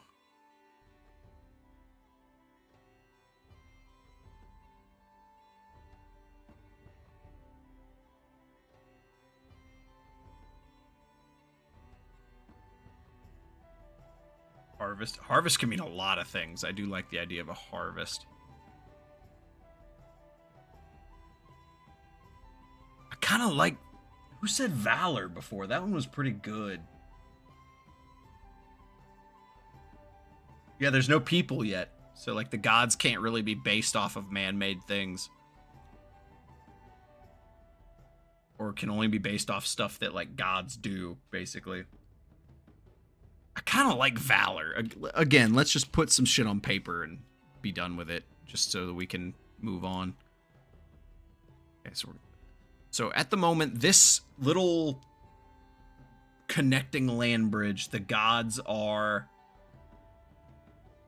I convinced you last stream to sign up for Patreon. We have the gods of the abyss. We have... a god of crafts, a god of tides, and a god of valor. I kind of like this lineup. I like this lineup. It makes me feel like it's on the line between like sort of like a modern mythos and like an old folklore-ish one. I like it. It's good. Okay, next we get to do we're on the next roll, we get to do the symbolism. This is the symbol of the gods. So let us roll our symbols. 2. A tool. So this is like a scythe, a pickaxe, a shovel, a wheel, a cup, a cooking pot, keys, horseshoes, chains. Do they like each other? We don't know. That everything is unknown. We are making everything from scratch. Although the hilarity of the god of the abyss liking everybody would be funny. We need the god of like, comment, and subscribe. Some good shit. A tool.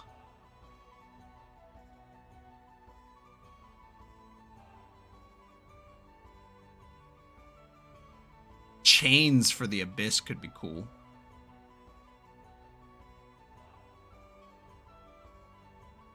Raft seems like the obvious choice, right?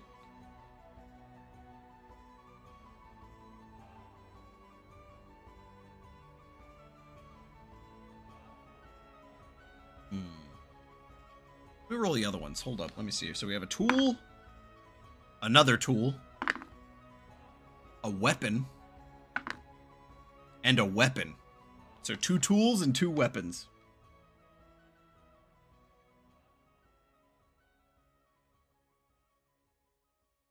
Two tools and 2 weapons. I like chains for the abyss. Put that in there.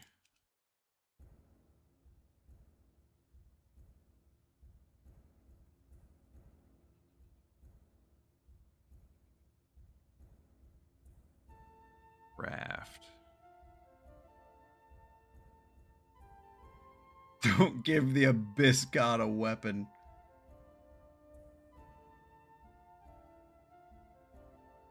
For valor. Or for valor, you could do a tool and you can make it like a torch.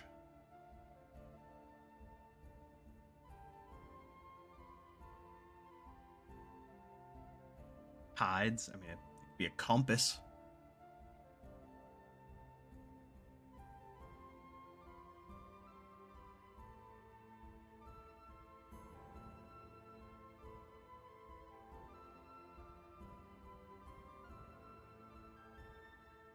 Raft, I kind of like a wheel too. That works too.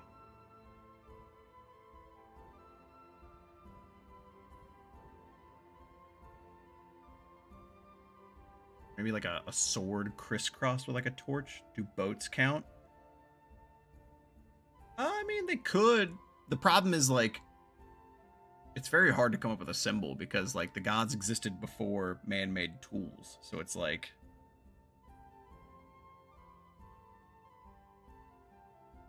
well, basic looking knife. That's not a bad idea.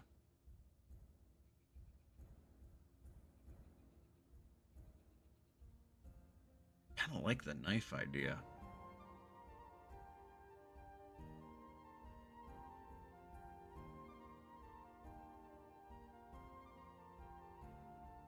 You need a knife for just about anything, yeah.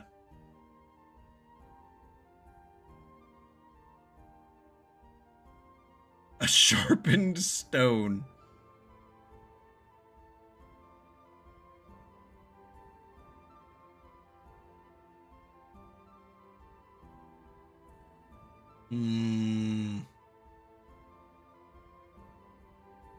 If we do a knife for craft, a torch for valor, that means Tides gets a weapon. Trident is so basic.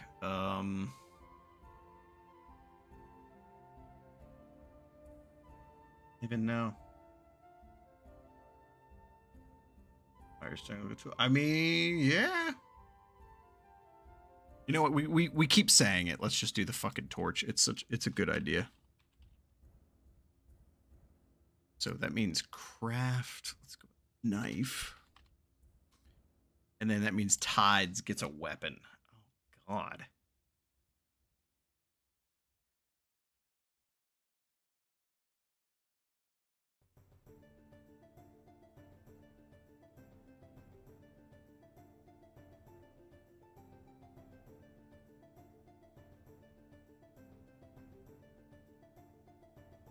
Those are all so basic, though. It's like... Quiet. Shut up, pineapple.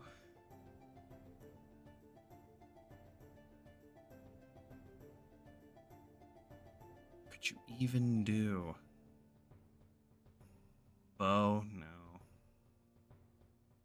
Knife? No.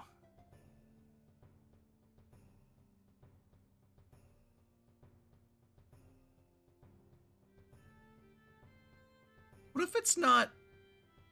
What if it's not a man-made weapon? What if it's a natural weapon like claws or fangs? Like a lupa shark teeth or something.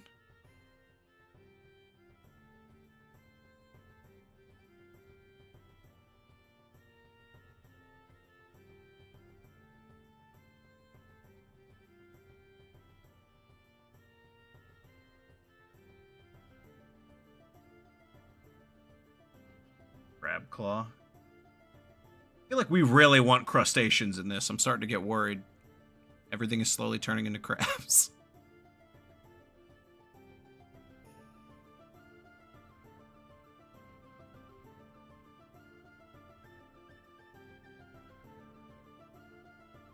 I kind of like the shark teeth idea. Hold up. Let's just go with, like, teeth. Or, like, let's just call it shark teeth. Crab claw is good too. I don't know. I might think of it. Like a... Hides makes me think of change. Like ebb and flow.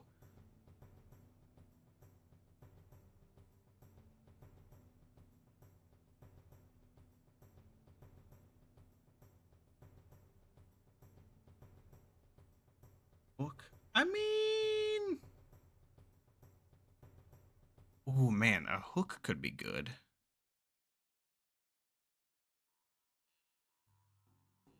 But it's the god representing tides. I feel like a hook is like going after the shit in tides.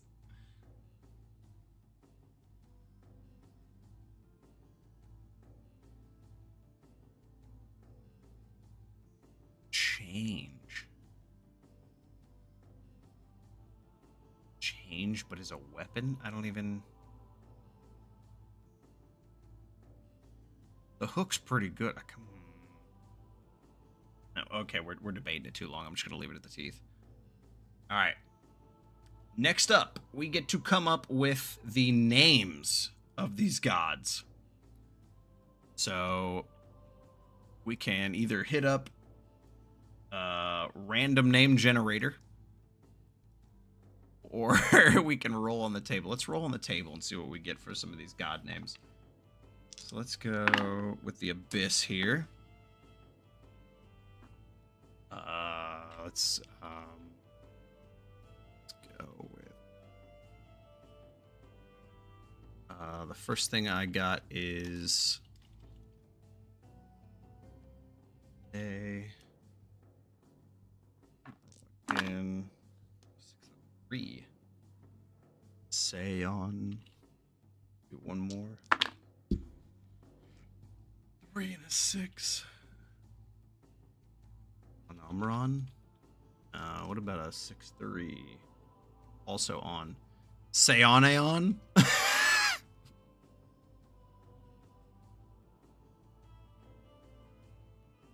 Oh, fuck. Who said Bloodborne trick weapon? I was thinking a Bloodborne trick weapon. Seon? Let me do one more, just in case. Seon Cho. Seon villain? I don't know. Let's go Seon.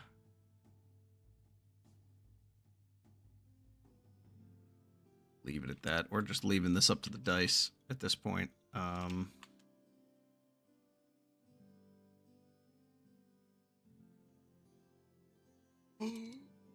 Tinkerbell. Oh, Jesus. 2-5. Okay. And one more.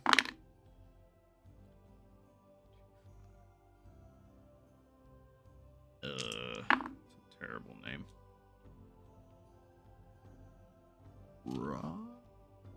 I don't know if I like that one.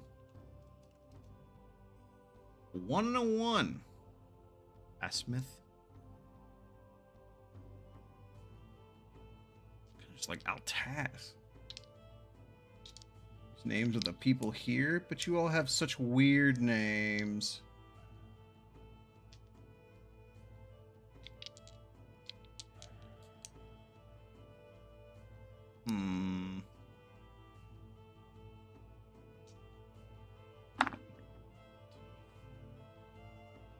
Fucking 1. Oh, God. I don't even know. A lot of these are wonky sounding.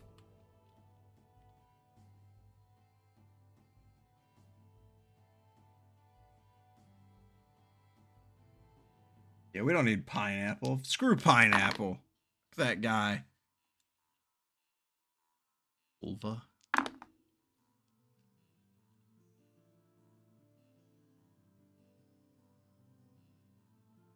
Bashiro. Ulva's kind of cool. Kind of like Kolva. Gods do be having them weird names, as the kids say. 2 and 3. Dur.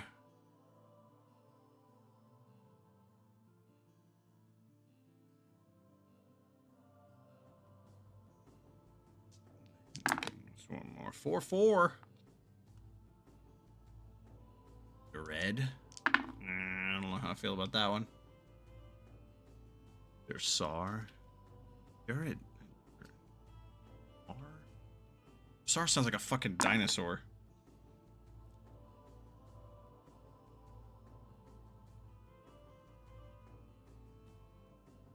Bale. Oh, God.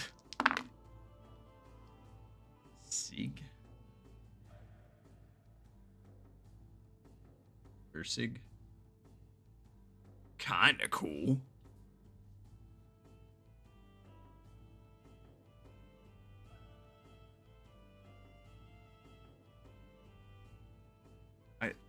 I'm cool with all these. This one I'm not cool with the craft one. That's the problem.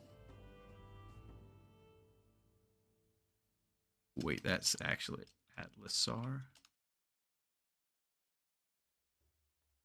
Atlasar is kind of cool.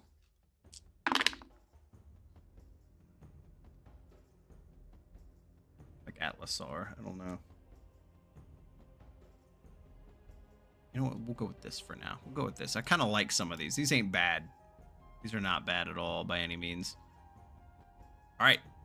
So, and all of this we can change it later if our minds get changed. Next up, we are going to have the sacred sites of each god. We get to roll on the table and determine what the site for the gods is. Let's go with the god of the abyss here. 2. A lonely mountain. Let me see. Hold on. Let's put all the symbols out here first. So go to god sites. A lone mountain.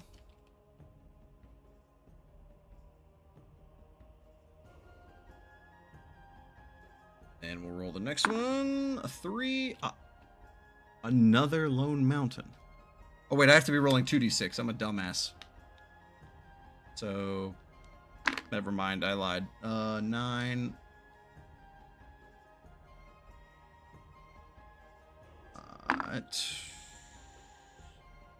8. A cave is 1. There we go. Now that I know how math works. A 5. A rock tower? What?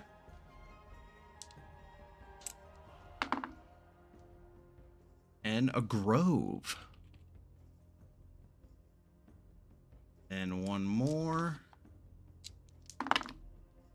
7. An ancient tree.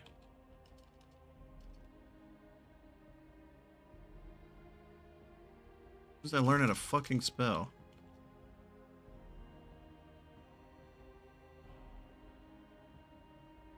Okay, so let's come up with some god sites here.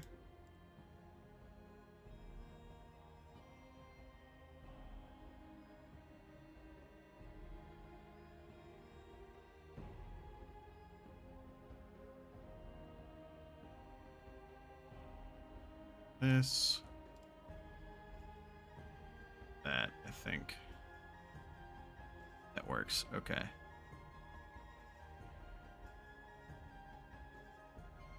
Go. Gods could be roommates? What does that even mean?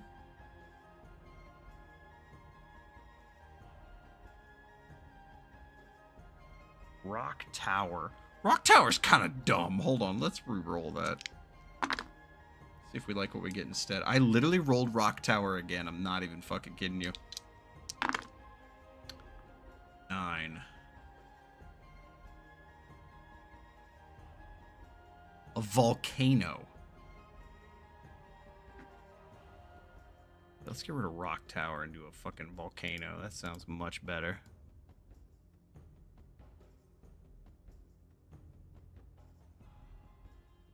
Okay, volcano.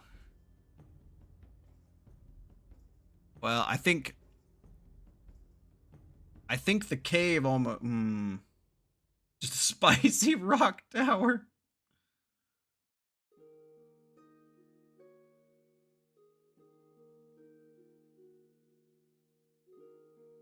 I like cave for the abyss.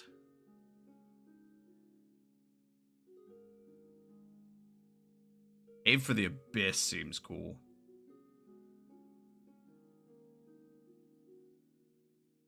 Because, like, God only knows what the hell a cave is, right?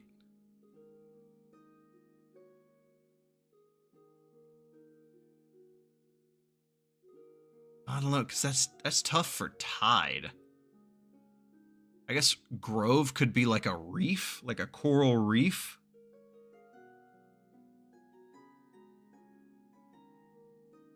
Maybe it's like... Do we have like a grove coral reef over here?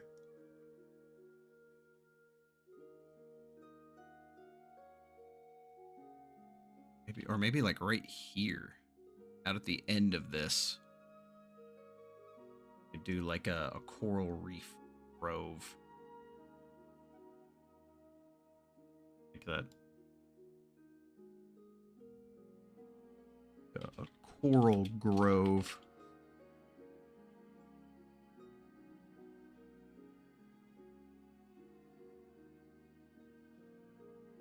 Like that.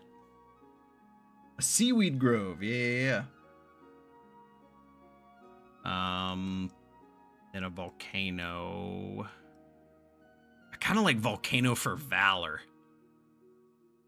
You gotta make it. Like, you have to make it to the volcano.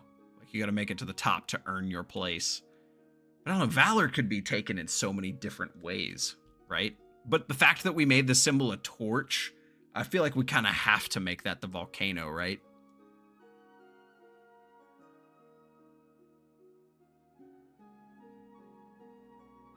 I think it's something in the middle. I think we do one, like a good one. Hold on, let me... There we go. Something like right... I want it to be in the middle of everything. Maybe literally right here. This. You completed. Where'd that big one go? There it is. Right here. Then we just adjust some things.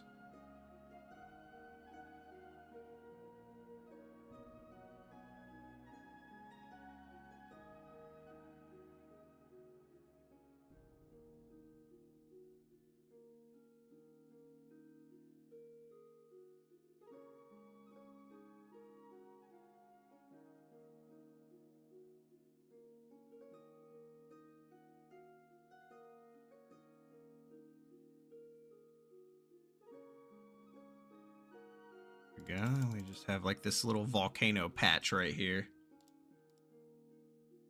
I like that. I like that.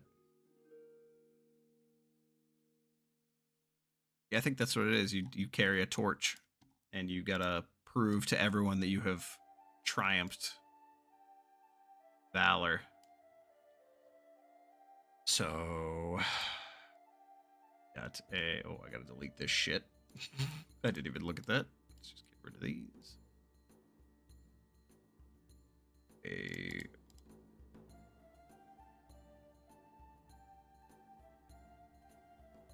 A volcano of valor. Yeah.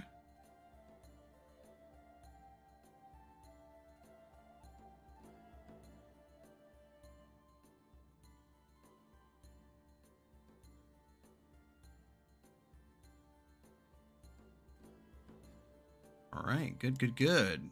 I like it.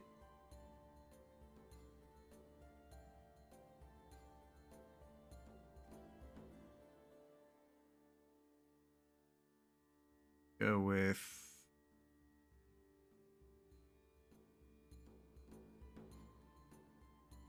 that, and then what do we got? Volcano, a grove we already did, a cave, and an ancient tree.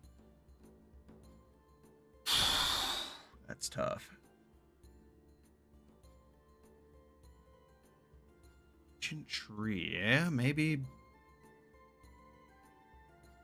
there is a great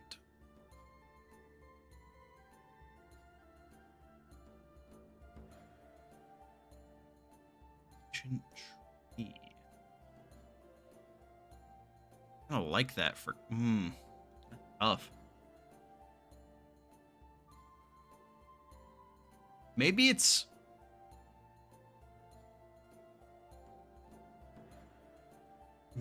like a tree metaphorically, not like a literal tree. Because if it's the god of craft, there's a lot of different crafts, but all of them are unique to the profession of creation. And each branch is like a different profession.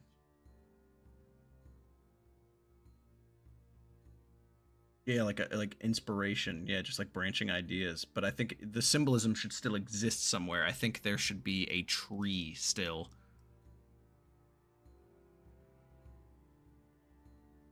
I mean, obviously our forest here is the best example, but maybe it's off on one of these islands instead. Be like right here. Let's get a zoom in here, people. We scoot some of this shit out of the way here.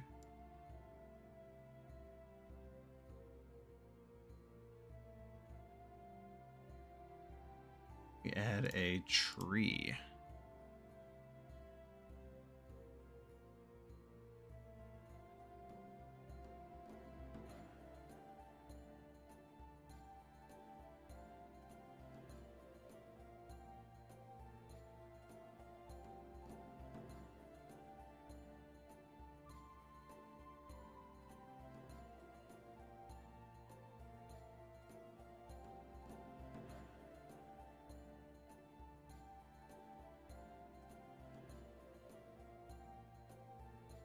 This maybe.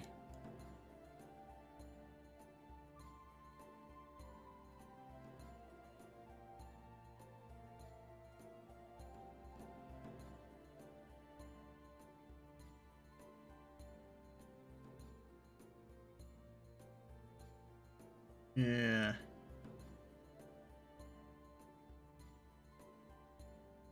Kind of like, hold on, let me tweak this a bit.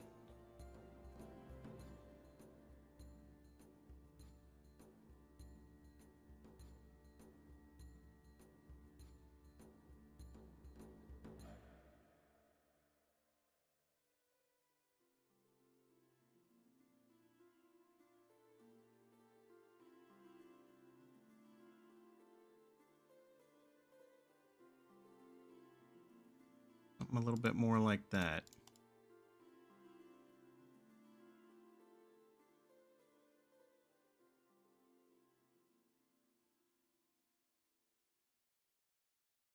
Yeah, like our tree right here.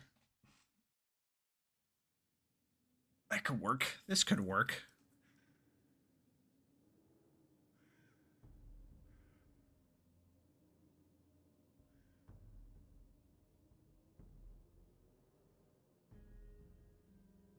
Oh, I didn't like that. Let's put it down here a bit. Do a... Oh, the fuck would I even call this? Tree.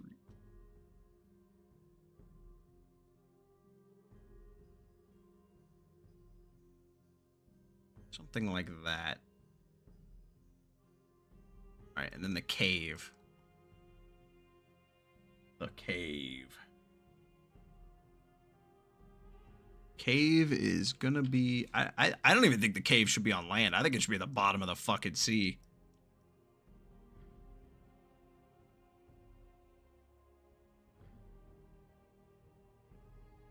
Thinking...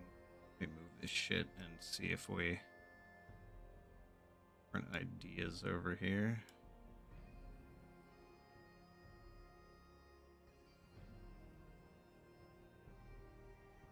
It's like out in the middle of the ocean, maybe?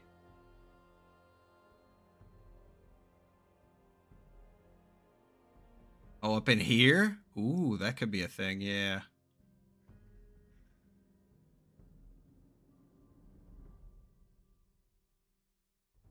Might work. I kind of like that.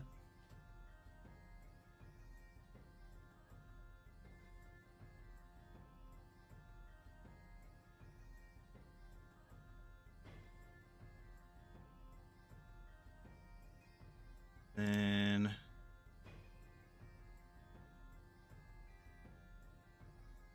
right there. And Abyssal Cave.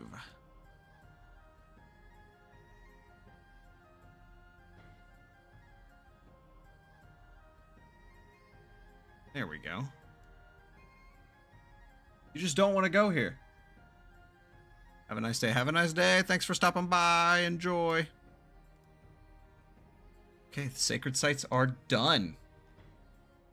It is already 8 o'clock. We're going to move along because the next parts take a long fucking time.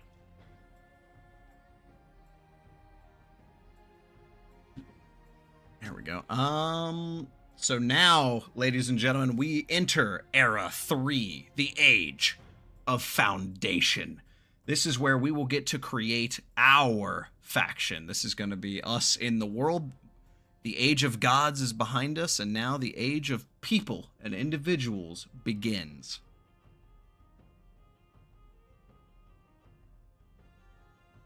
Right after I get a refill and take a piss. Be right back, all.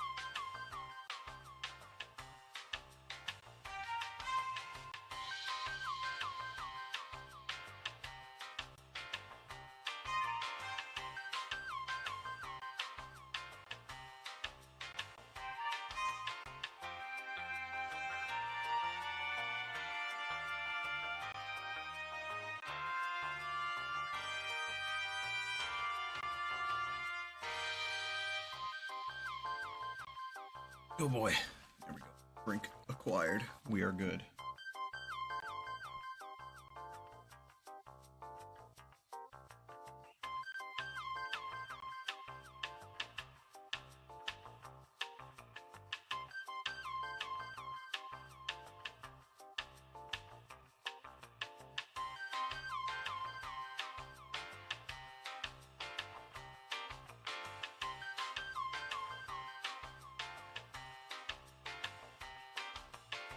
All right, ladies and gentlemen, let's get back to it. There we are. Okie dokie. Let us continue. Is back on. Let us continue, and we will now work on our faction. This is us in the game. Here we go. Here we go. Everybody pee? Everyone grab snacks? Everybody good now? Oh my god, that music scared the shit out of me.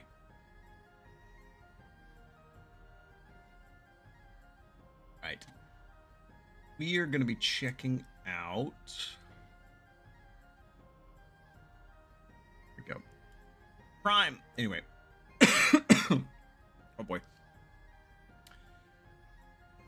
Era 3, the Age of Foundation. The lands have been drawn. The wandering clans of the world are beginning to come together and form permanent settlements. This era will create your prime faction and begin to develop them into a burgeoning empire. Each player will focus on their home region, which consists of 30 years of history.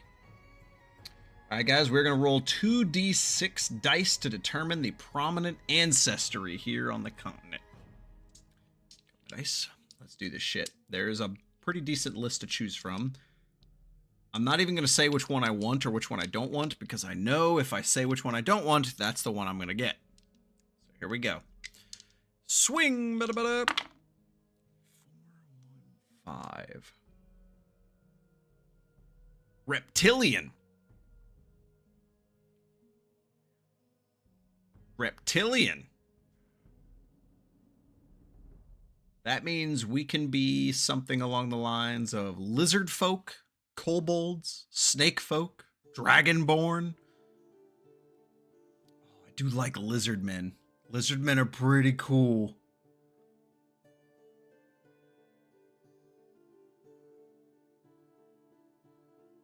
Naga are cool.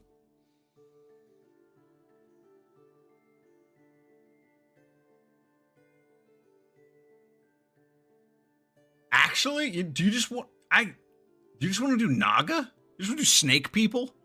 Just fucking snake centaur people? That could be cool. And yes, I agree with the desert. I think it should be the desert. I think we should have, out in the savannas, I think we should have, like what would it be? It would be like, some sort of, like, Arabian, like, tribal African, like, Natlan-style snake people. Like, you want to? No, I'm thinking, like, literal, like, people whose lower half is a snake body. Like, what's not a Naga? What am I thinking of? Lamia? Well, Lamia can be a lot of things. In D&D, it's usually like a lion body, but maybe like a Lamia would be kind of cool. That could be kind of cool. Yeah. I really like the idea of being lizard men, though. That sounds fucking hilarious. Maybe there's like multiple kinds. Maybe instead of like one specific one, it's like a reptilian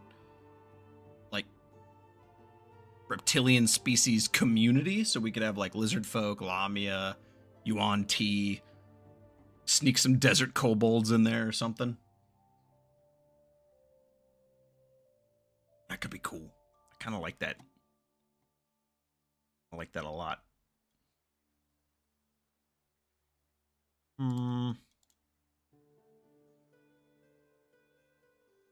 Really, I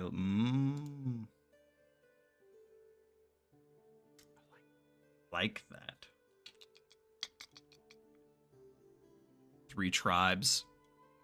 Oh yeah, and then the river. I mean, in a dry environment, a river is life. So maybe Maybe, yeah, maybe it's like a unification of tribes that live along the lengths of the river.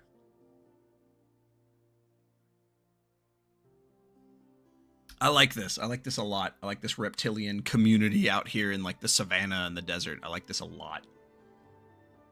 Okay. So that got decided. Thank you, everybody. That was fantastic. Fucking amazing.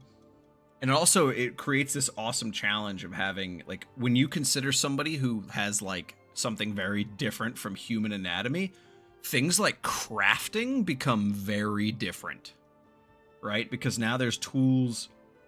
I'm thinking Arabian. Honestly, like, just personal preference, I wouldn't want to do Arabian or Egyptian. My main D&D campaign that I've been running for, like, 10 years has taken place in an Arabian and Egyptian styled place. So that and deserts is some of the last shit I ever want to do in my whole life because I've done it so much. So honestly, I would prefer just to like style them after something completely different, but maybe something more like orcs or maybe even some Paleolithic stuff. Make them more caveman-esque. All right, but yeah, we have our faction. Now we get to decide the symbol. We get to pick where they live. Their capital city is going to be down here. This is where we live now. We are in the bottom half here. Oh. I'm thinking right here. Move this shit.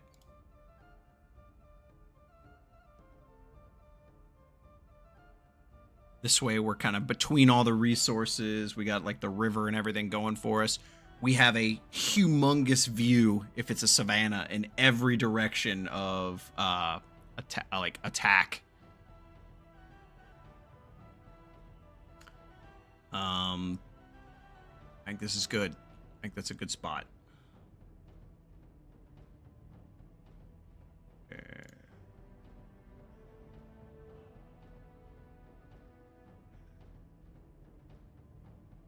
Capital here. Right, now we get to pick our symbol. Gonna consist of a 2d6 roll real quick. A 1 and a 6. Our symbol is a Hydra. That's, I mean, we're multiple reptilian races. That's kinda... We're out here doing Hail Hydra, guys. We're out here doing Hail Hydra. This is amazing. I love this. I love this a lot. That is amazing.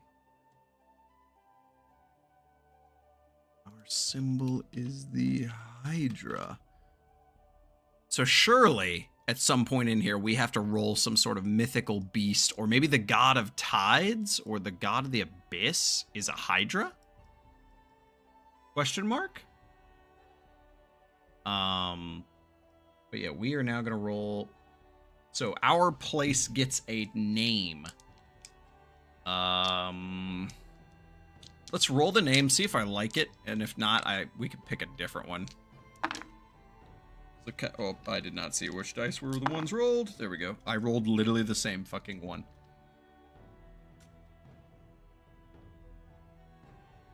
Interesting. I rolled Federation.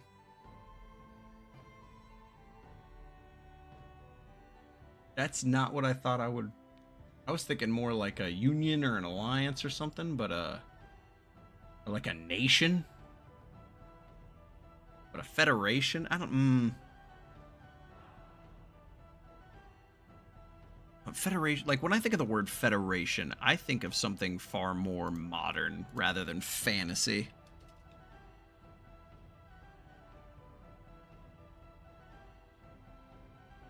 Let's see here, just to double check so I can have an idea of how this governing body might work. Political body or organization formed by uniting smaller self-governing bodies. I mean...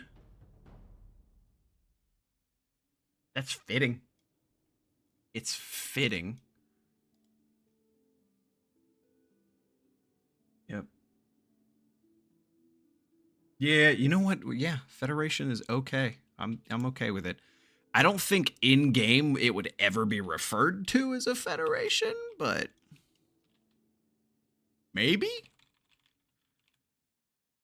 Although also now a Hydra as the symbol of the Federation is hilarious. That's amazing. That is stupendous and awesome, and I love it.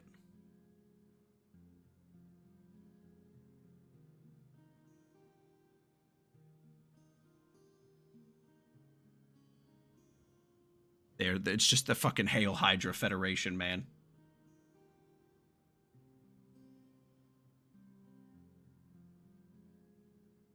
It's like they came together to do it, but like it wasn't enough, so they had to create like an entire party.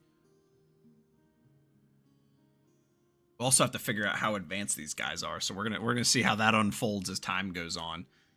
And then the next one, there's no rolling for this, but we have the leadership.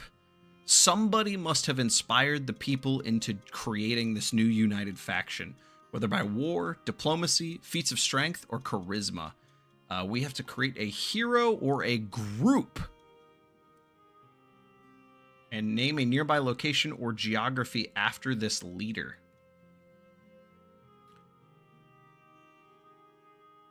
Who would it be? If this is like a D&D adventure, I like the idea of maybe like a party coming together. Like a D&D party came together to like do all this.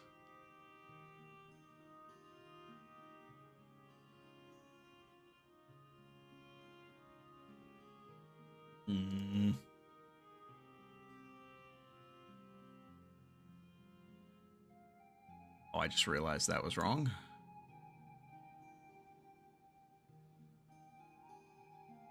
No.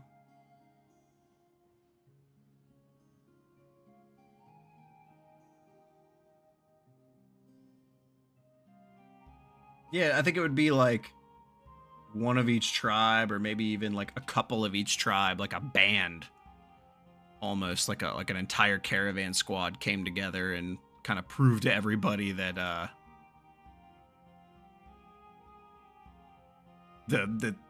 these different tribes and races could unite and thrive together. I think it was leadership founded through example. And like herd animals, they came together to follow the sort of like pack leader. And then the symbol of just all of them being reptilian together as one was like it was just symbolic. So Hydra. What if it's the river? Yeah. What if it's the river that's named after them?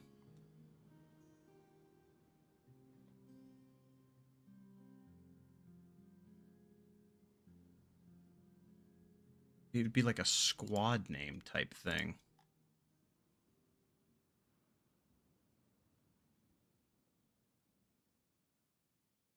The river is named after this. Even B.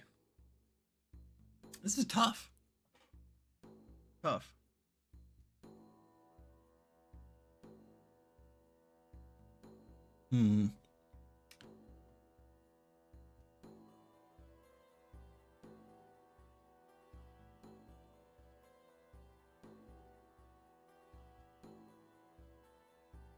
Yeah, exactly. The river is something that kind of brings it all together.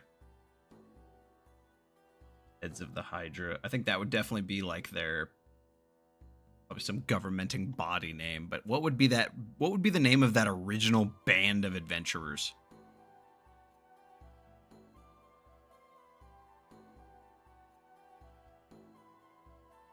What's a good river name? Something Run?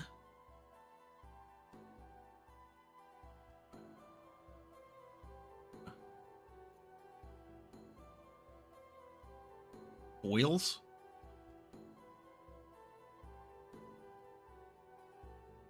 Coils? Something about like coils, like a river curling, like coils.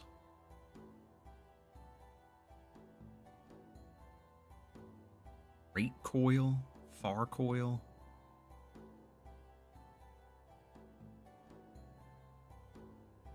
Thunderhead sounds cool. That's absolutely the name of something, right? Maybe the mountains. Hold on, let me get a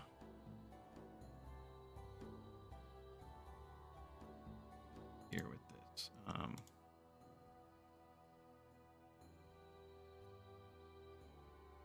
Again, if I ever learn how to spell.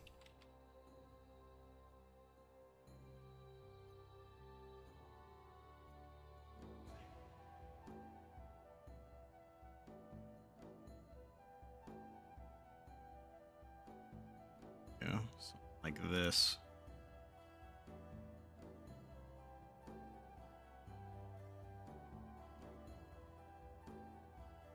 I like that. That was a good idea. That was a really good idea. Caught alive. What's up? What's up? Mount Thunderhead. Yeah. I really like that idea. This is cool. I like Thunderhead Mountains. That's cool because that's very easily symbolic. Especially if a lot of things down here are like lightning themed. What's a synonym for long? Far?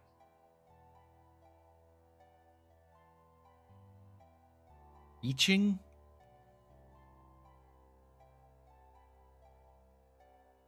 It crosses distant land.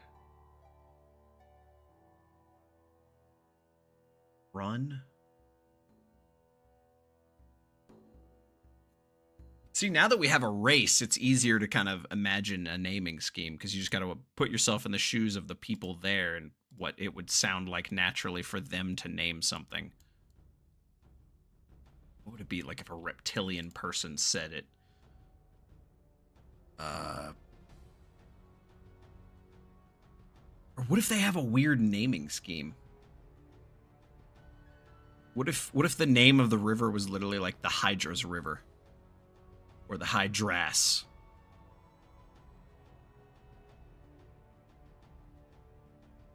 Hydras Run? Hyder? Something with S's? Hydras? I mean, Hydrus? How would a lizard guy say it? Hydrus. Hydrus.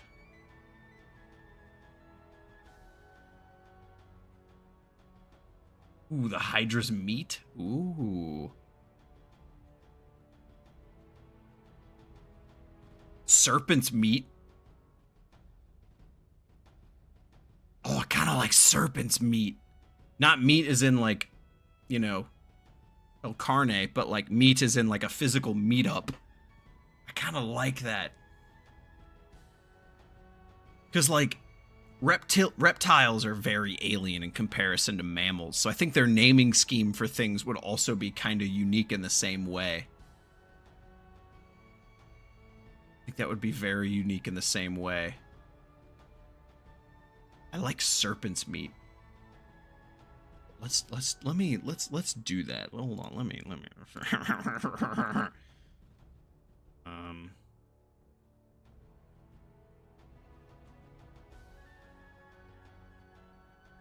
do that.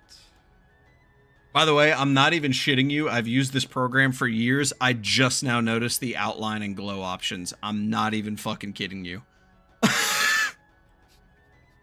If you go to any of the maps on my fucking channel banner and see all the maps I made on my channel banner, none of them look like that.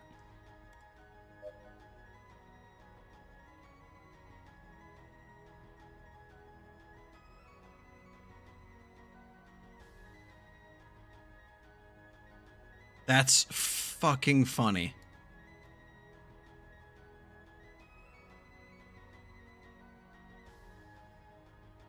Back here? Something like that, yeah. You learn something every day. What program is this? This is Wonder Draft. Serpent's Congregation. I don't know yet. I think we're spending too much time on stuff. We got to move along. It's already 8:30 and I got work at 5 a.m. So, I like that. That's a good one. Okay, so that's that. Okay, next up, and the leadership is a band, probably the Band of Serpents, or the Band of Scales, and they all came together under the Scale Accord. I just came up with that off the top of my head real quick. The Fang Accord or something. I don't fucking know.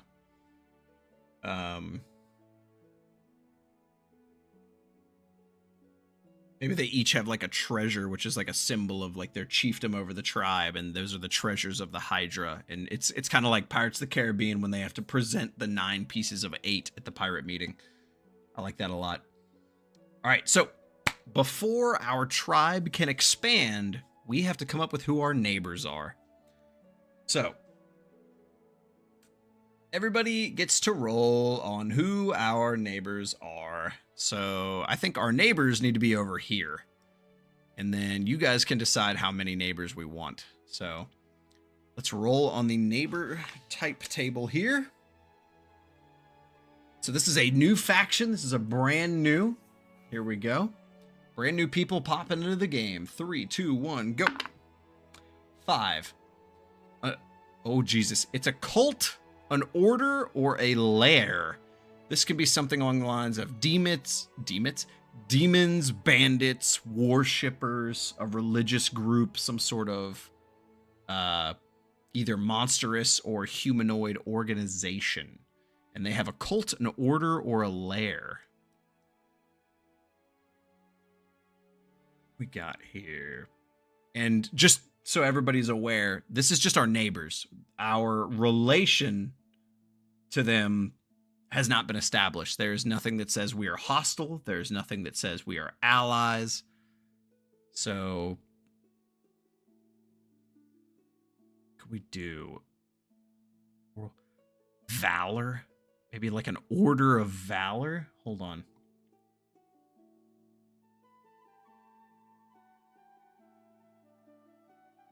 Place anywhere in the home region, give them a name and draw the appropriate symbol to designate their location.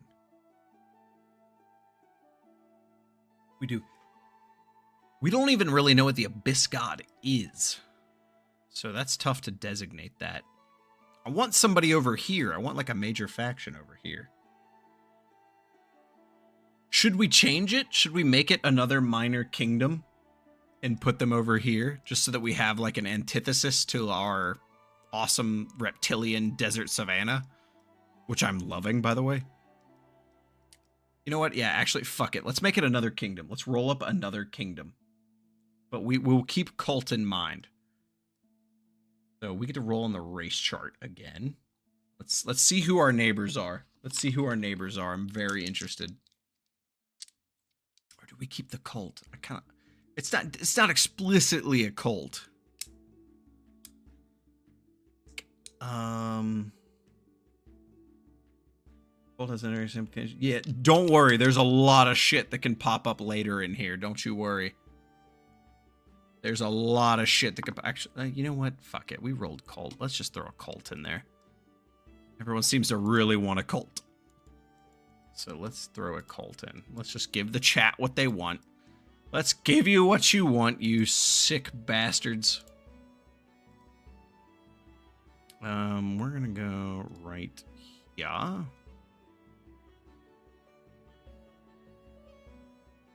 There we go.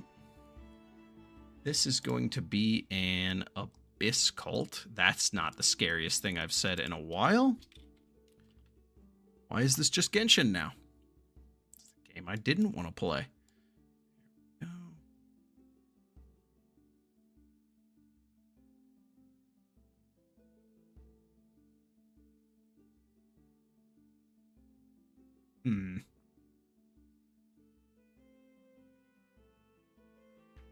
This cult it is. Oh, Jesus. This is scary now. We pin cult for later, yep. Cult of Vic. No. High religious order. Yep, could be. There's nothing that says the Abyss God has to be evil. Nothing says that. All right, now we get to do the next part, which is our... Actually, I'm going to go crazy if I don't know what race they are. Hold on, let's roll the race for our cult.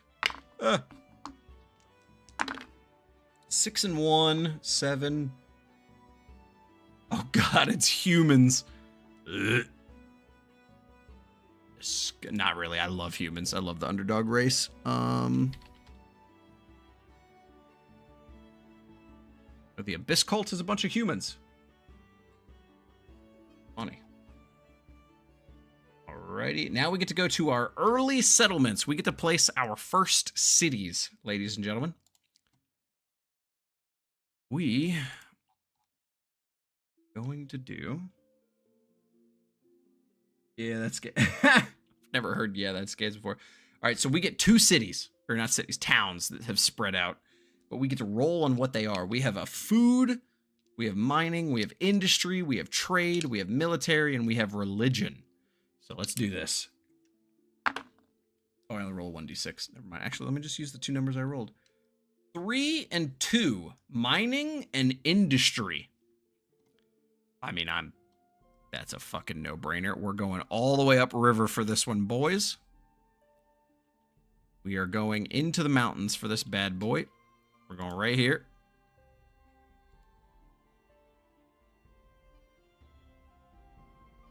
Got a mining town. Right here. And then for trade. No, it's for industry. Goods production, textile, and factory. Where would we put that? We don't have anything to trade. Surely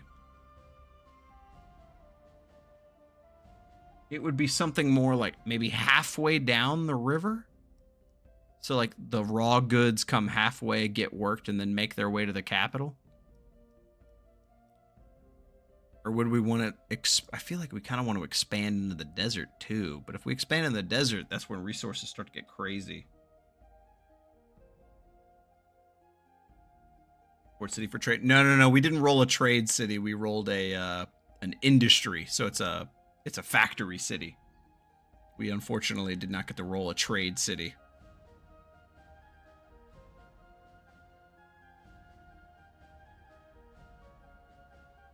We did not get to roll one of those, sadly. Although it would be what it is. Could you imagine, like, you're hanging out in a marketplace and a boat pulls up and a bunch of reptile people come off and start walking up to you and you're like, oh god, I'm dead, they're gonna eat my legs, and then they go, you buy silk? We sell skooma. Like, you'd be like, that's better than eating legs. Absolutely, let's do business.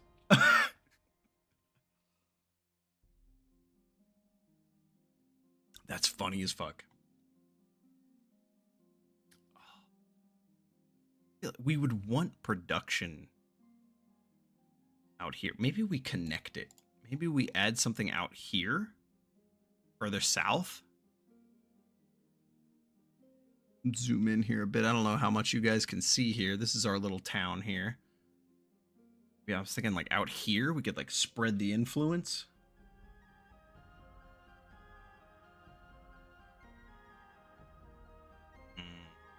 Because, I mean, there's obviously going to be, like, tribal areas all along the length of the river. So I'm thinking we have something, like, further in the back.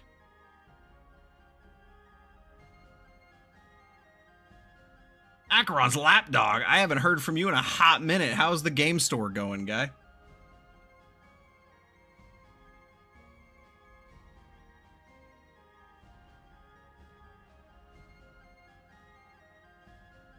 There we go. Oh, you're doing world. Absolutely. I'm starting to pick up now. The weather's getting nice. It is. Weather is getting nice. My job has picked up too. It has been a fucking quest and a half.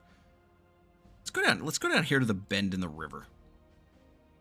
Let's go to the bend in the river. I want. This is tough.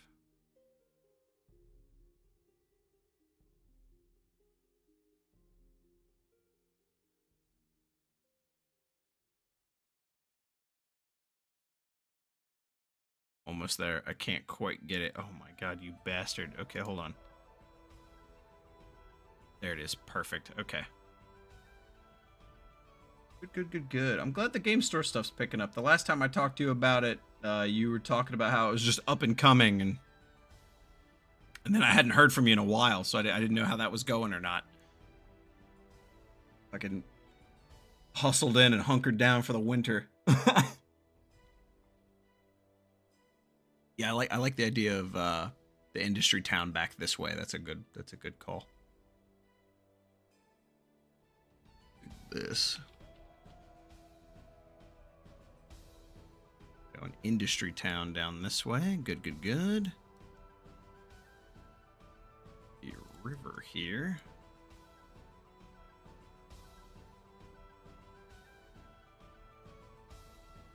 Shit, okay. Yep, that's what the mining town over here is for. They're harvesting some sort of mystic ore. We don't know what it is yet. Does anybody know what the hell's that item in D&D? A thunderstone? Maybe they're making metal that, like, sourcelessly conducts electricity. That would be kind of cool. That would be really fancy.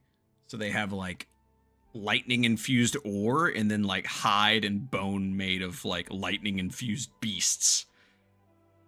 Really weird we don't have a thunder god. Maybe, like, whatever landmass it's connected to down this way, maybe they have a thunder god. Who knows? Who knows?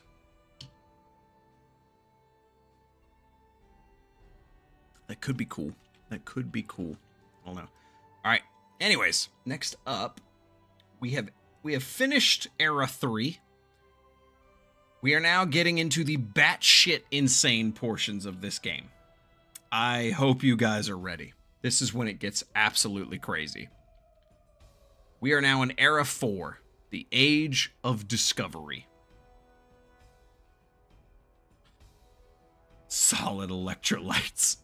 Electrolytes are a solid, silly. We are in Era 4, the Age of Discovery. The empires are ready to explore and expand. Scouts and settlers are now being sent to explore and colonize the world. Here we go. So now we get to roll 6 times. We are rolling 3d6 this time on the Age of Discovery events table, as our serpentine people have conquered the savannas and now attempt to spread out into the greater world. Oh boy, this is where it gets nuts. 13. Ooh!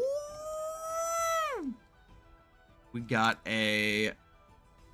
military expansion, ladies and gentlemen. I repeat, we have military expansion. This is dangerous, Chief.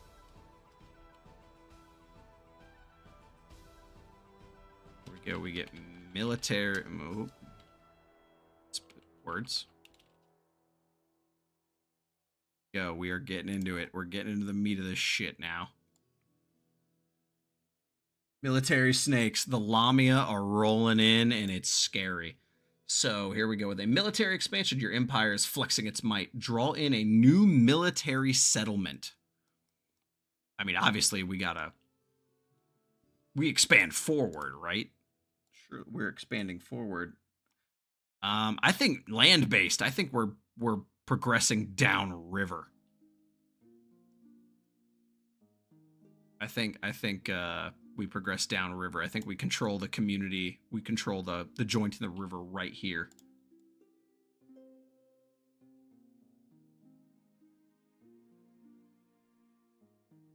I think we go right here with it.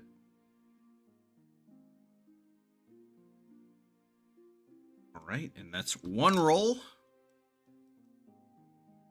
We have the next one here is gonna be 12. Uh-oh, we've encountered hostiles.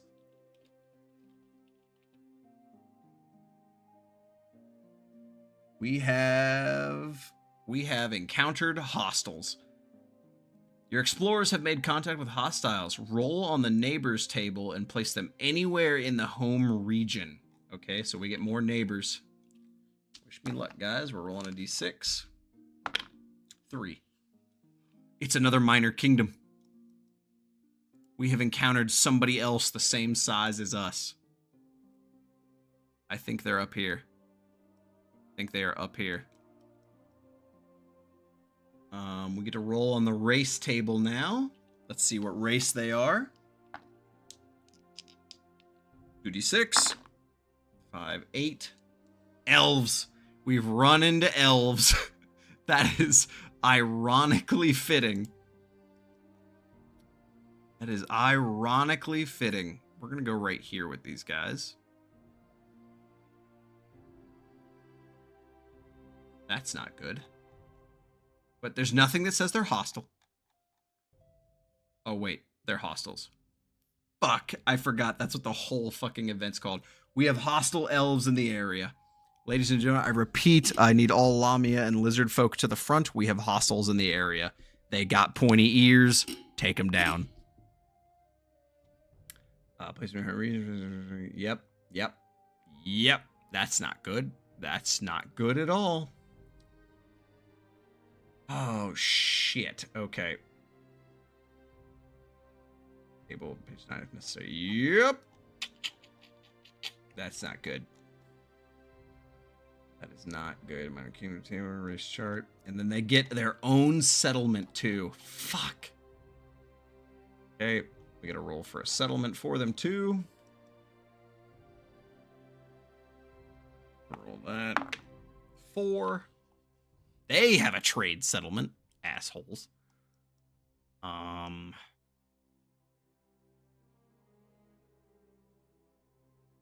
Would have thought the elves are racist. That's funny. I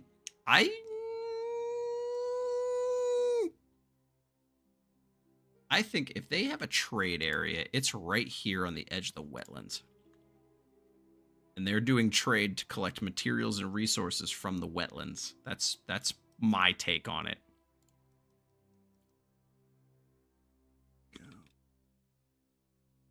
Capital. And then they have a trade city. Trade town. Town, my bad. Sons of bitches. Bunch of wood elves moving in here. This is terrible. Okay, that's only 2 of... We have to roll on this 6 times. We're only a third of the way done, and we already got hostiles in the area, guys. This sucks. All right, let's roll again. 1 and 3 is 4. Oh no, an evil lair or a hive.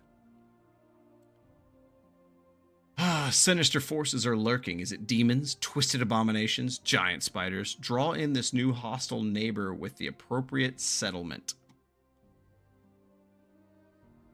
It's evil. So, what can we do?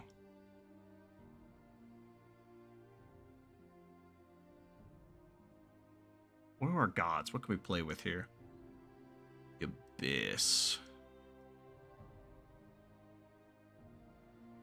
Evil lair.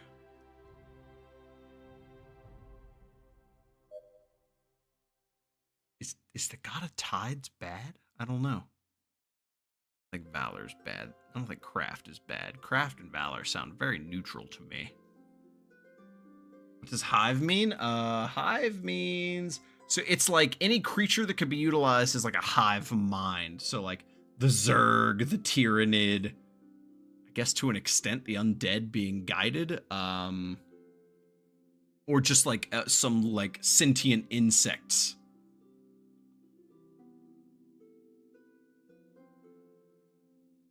We are in like the African savannah, so I mean, sentient like evil termite monsters are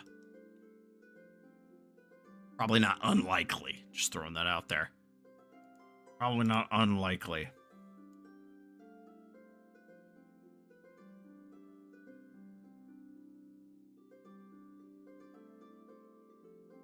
This music is way too happy for me to want to be doing this right now.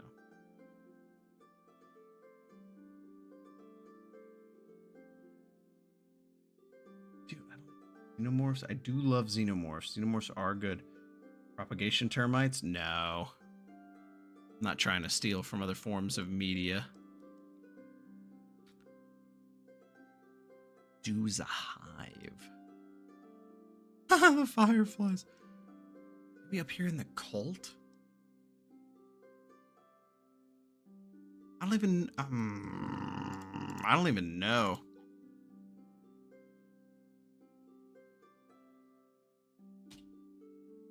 I don't even know what the heck I would do here.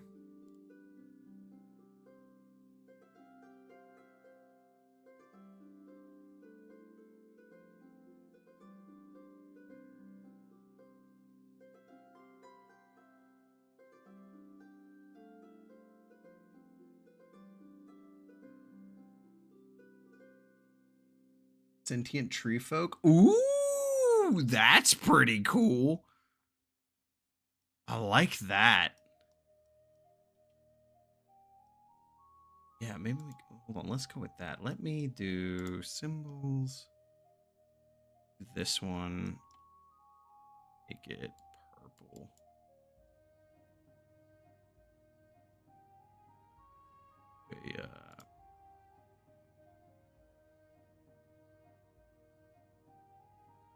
Let's do a really very visible, is it? Hold on, let me. Can't make it bigger, sadly. That's the pity part. I like that idea a lot, though. Let's go like right here. We're gonna do.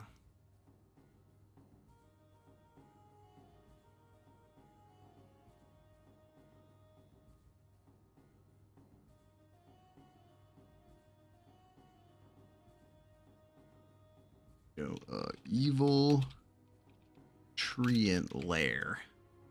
Yeah. That's crazy. Whoever came with that's crazy. That's definitely more pink. Hold up. There we go. Much better.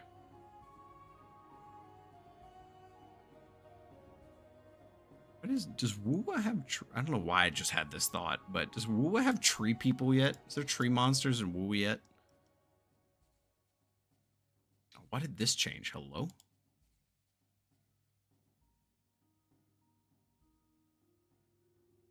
Oh, let's go.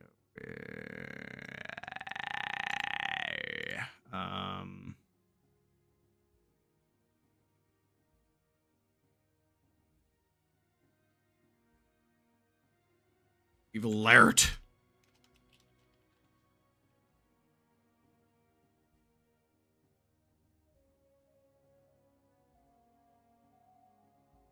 Right, that's this is not going good already. We're only in the age of discovery. This isn't even bad yet.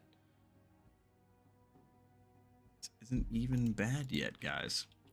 We got a evil lair.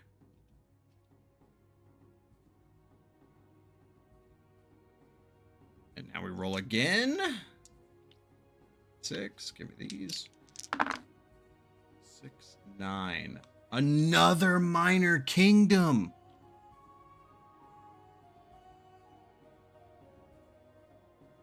Oh shit, we are getting populated very quickly. Oh Jesus. I'm scared, guys. We get to roll on the race table again.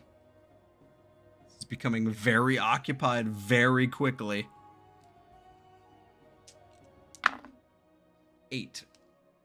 More elves. Fuck. There's more of the bastards. High elf, wood elf, drow. Oh, shit. That's not good. Okay, I mean, they kind of got to go in the wetlands, right? Kind of got to go into the wetlands.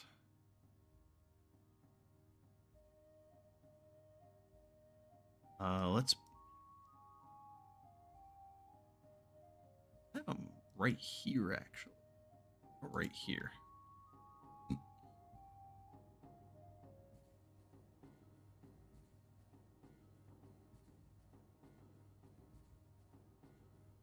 Another wood elf. God dang. This ain't good. Ain't good, guys. They're not hostile this time. Wet elves? What? Sea elves? You want, like, ocean elves? We could do that. I'm not against sea elves by any means. They worship the tide.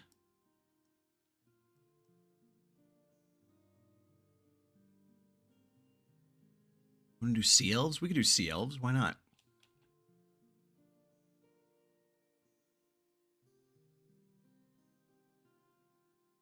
Let's do... Where do we want them?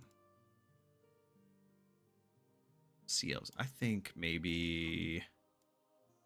Over here, maybe? Maybe they're like the main followers of like the,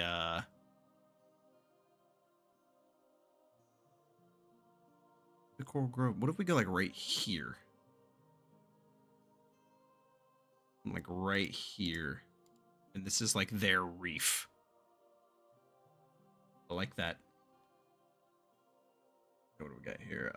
Minor Kingdom, and the place 2 settlements, and they get a banner and a name. Oh God. Okay, so they get 2 more settlements too. Oh my God, they're encroaching, guys. Okay, we get to roll on their symbols. We get to roll 2d6 here. 5 and a 1. Axe? Nah, that doesn't make any sense. 1 and a 4? A lion? Lion? A lion, an axe. What's another one?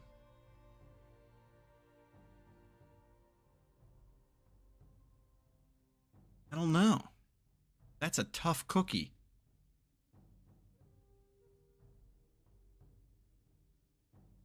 I'm thinking lionfish too, but like lionfish are usually not viewed as good.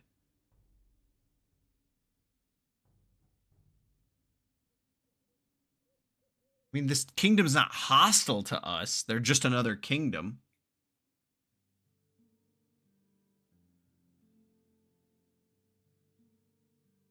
I don't know. I have no idea.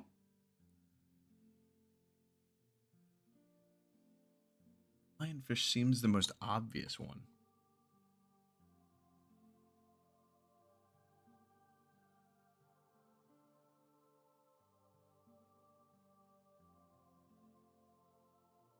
I don't know why I thought of Ludrith from Monster Hunter in that moment. Oh, that's a...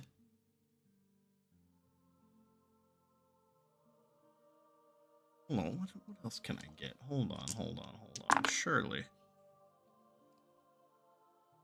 A wolf? That doesn't help much either. Fuck.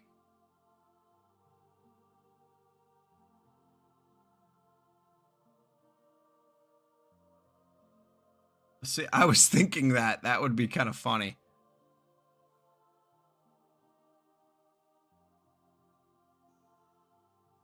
I mean, yeah.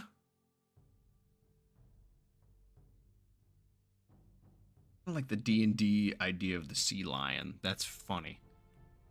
Let me just add it in real quick, because God only knows what this will turn into. Why? Why do you do this?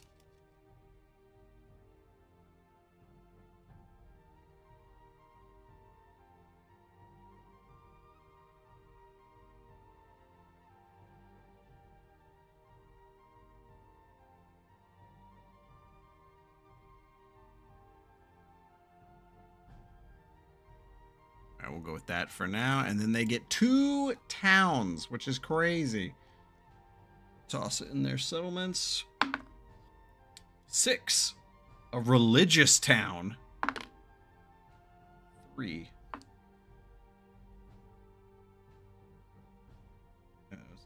Trade town. Okay, I see where we're going with this. I think Trade Town is right here. And they're doing trade with us. I think that's what's happening. I think they are trading with the reptile people. And then a religious town, obviously, I think we have the town here on the Grove. I think is very fitting for this magical site. These both make a lot of sense. Here we go. Recligious.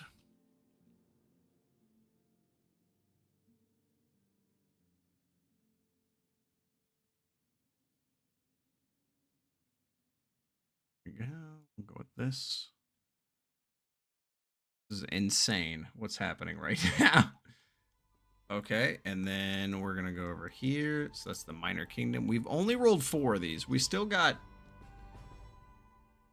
2 to go. I'm scared. 4. Another evil lair? Oh my god. Another one? Oh Jesus. Evil lair or a hive? Something's gotta go in this fucking wetland.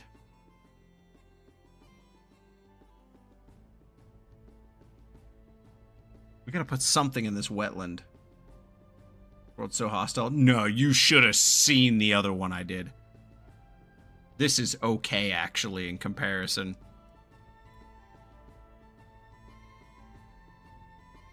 What could go in this swamp that has these magical fireflies?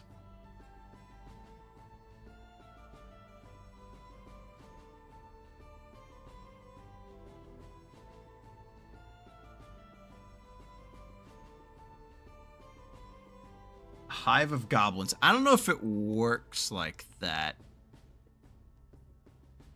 It could. It says it can't.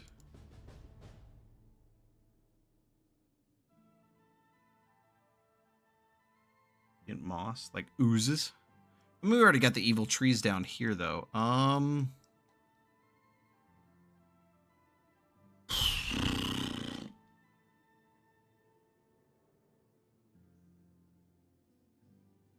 So, like leeches, mosquitoes.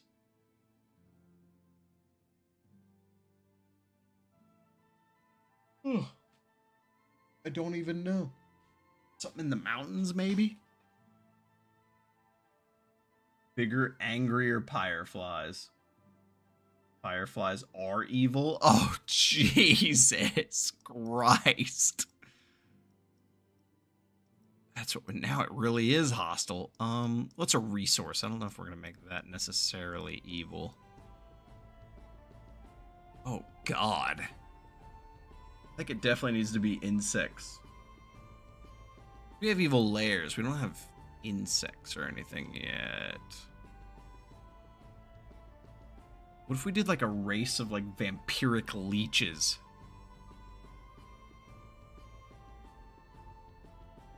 That could be funny.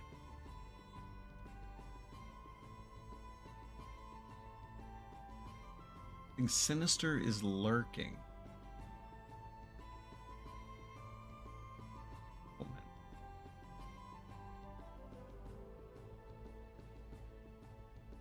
I think we do like a brand of vampirism. I think that's what we do. We do vampiric insects. I think that's the move, guys. That might be the move.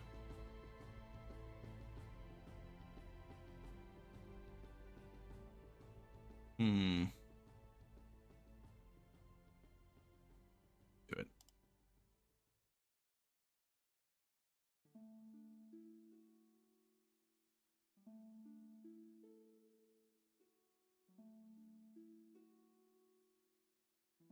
Perfect.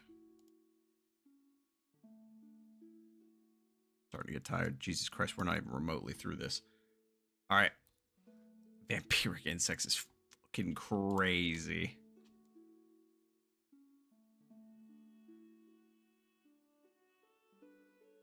Ugh. All right, and then one more. Last fucking one. Please be something nice. I did not just roll that. I just rolled another evil lair. You got me fucked up.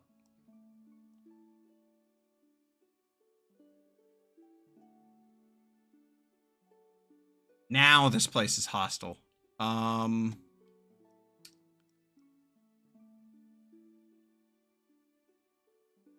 That's bad. That's really bad.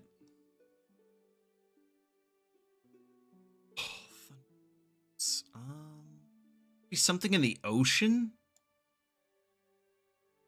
How did we get evil lair 3 fucking times?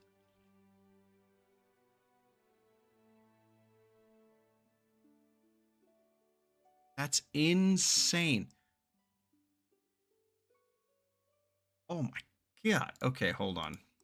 Let's figure out what the hell we're gonna do here. What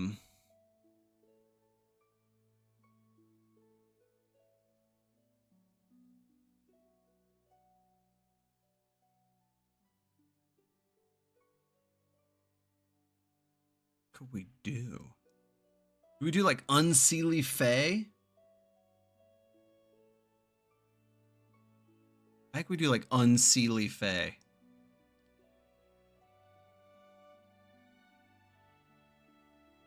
We do like evil Fae out here in the elven side. These guys need some bad shit too, right? Maybe something in the ocean? I don't know.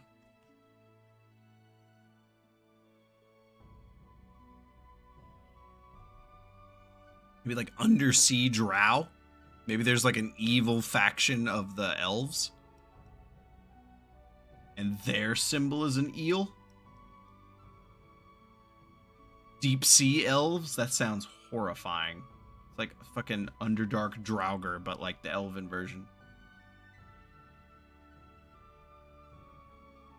What, pirate town? It's evil.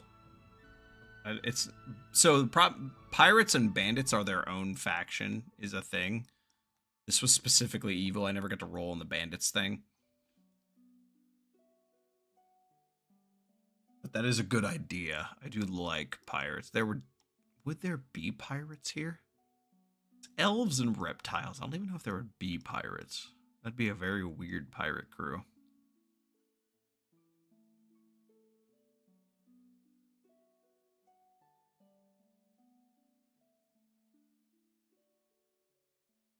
Urge.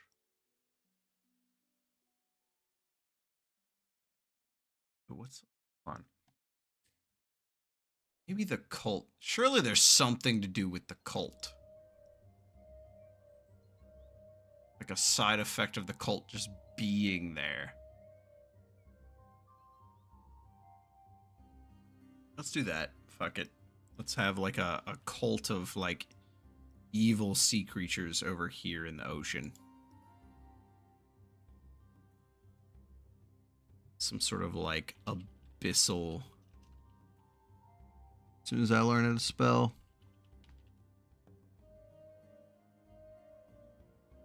Abyssal sea creatures.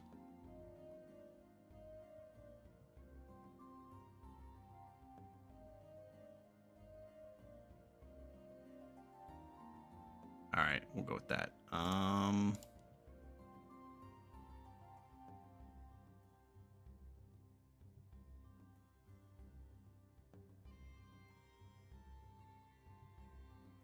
Yeah, there we go. We can just live with this.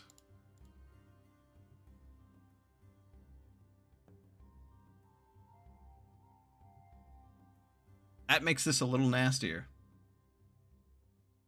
Okay, and that's 1, 2, 3, 4, 5, 6. That's all of those. Dear God, that got scary very quickly. All right, next up is colonization. We get to pick 3 of the important NPCs in our area here, which is looking infinitely more terrifying now. So this is like important people in the history of our empire, okay? This is like Sunday to the family in Star Rail. This is like your key NPC type people. Oh, I don't know why I rolled 3. Oh, 6, 6, 1, so 12, 13. An inventor.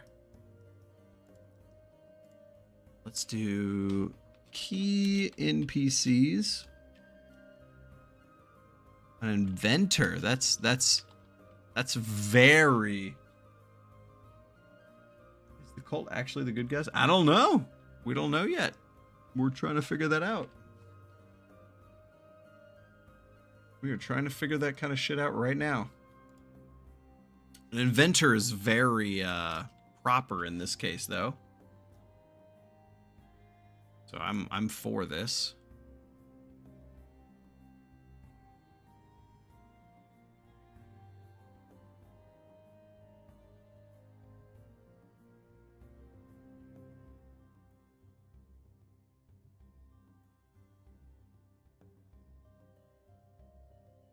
Okay, and then we're gonna do one more. 2 more, actually. I just rolled another inventor. Okay, that's a thing.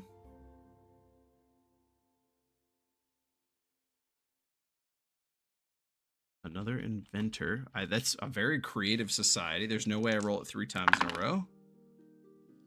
10. A city leader. Okay, those are the NPCs to the Lizard Man Federation. 2 inventors and a city leader.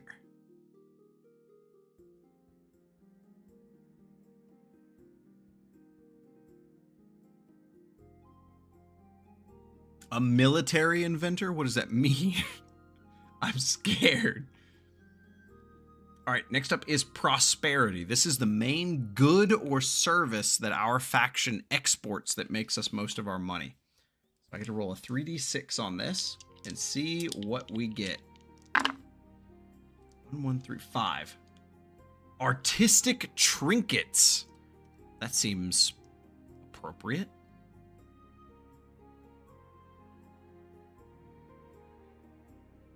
So... main alien. I swear to God I could spell. Maybe.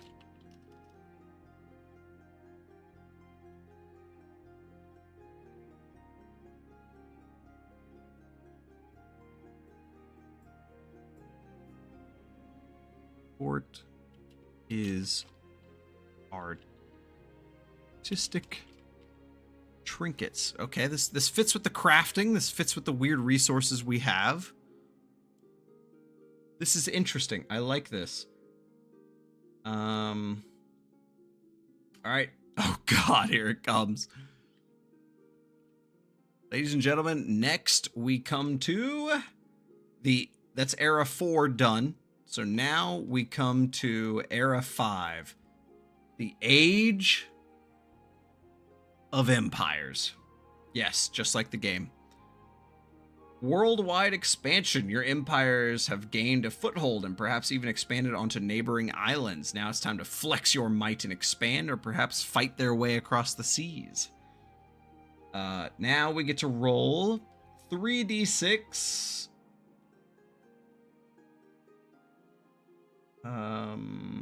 6 more times. This era of our empire spans 60 years. 60 years. Just scammed to sell trinkets to the elf. Actually, thank you for reminding me of that. The elves on the other side here are actually hostile, because that was what we rolled. The sea elves are fine. The elves over here are hostile. All right, so this next part is going to span 60 years of our kingdom's life. Let's get to it. This is for 13. Trade.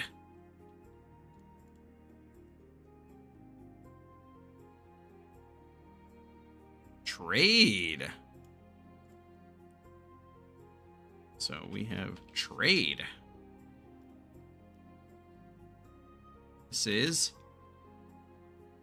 economic prosperity. Build a road connecting your empire to another faction. Then add a trade post somewhere along that road. Consider resource locations. If no possible road connection exists, build a new coastal trade post. All right, we are in it now, people. We are in it now. Our only real neighbors. Jesus.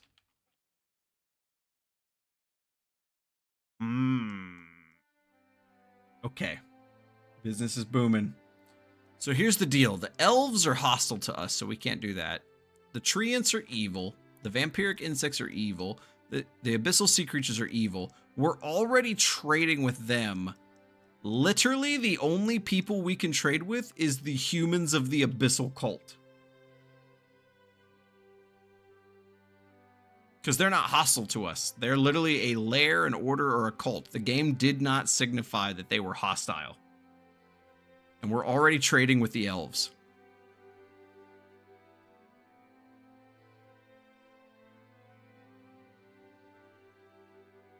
This is terrifying. I just want you to know that. Just want you to know that. So I'm thinking we go right here.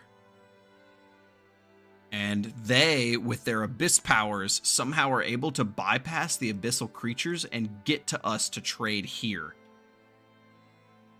Hold on. Add a trade post somewhere along the road, considering. Yep. Okay. This is what we get. This is it. We have a trade town, and we do trade with an abyssal cult. This is insane. Life is a strange thing here in Mappa Imperium. All right. And our river is our road is the river. I fucked that all up. Okay, next one. 5 more of these fucking things. 8. Oh no, war. Your army is marching. Select a settlement not already owned by you and roll on the war table. The settlement not owned by us. Who's hostile? We're hostile against these guys. I think we're marching across the wetlands to take this trade town.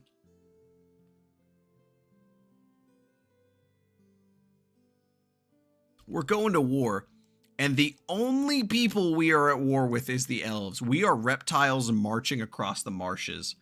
We're trying to take this trade town. That's what I think's happening.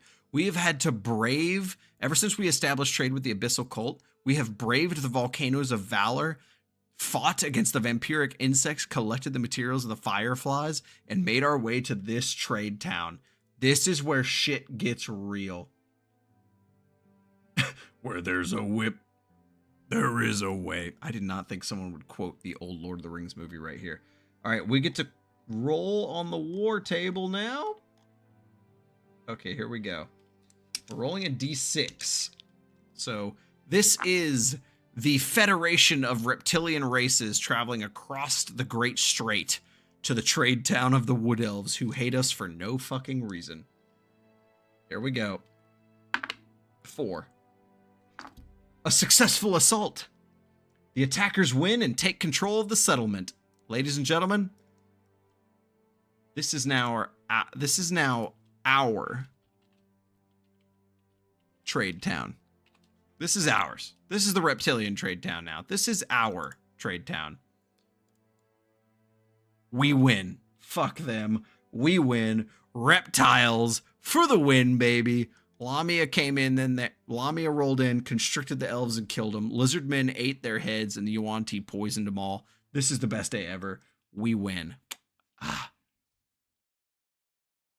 Praise be to Dursig the Valor. Okay. Best thing to happen this entire fucking game. All right. We're rolling again now. We have won our war. All right. Third one. And, oh God, 15. Gifted Academy. Your empire has cultivated a new craft, art, or ability. Are they spellcasters, researchers, monks, druids?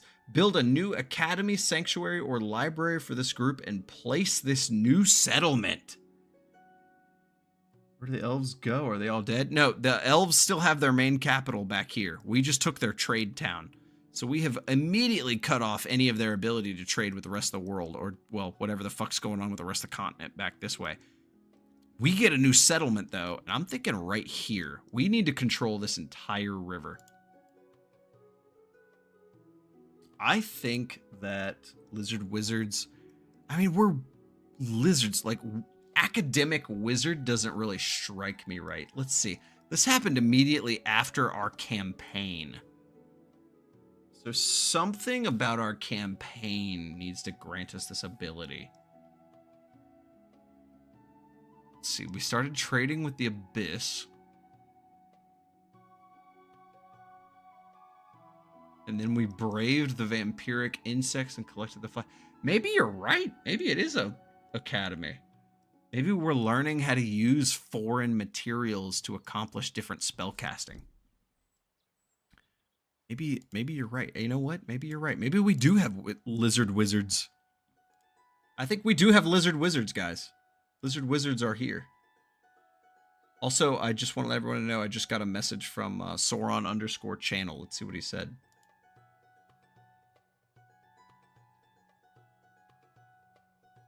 Oh.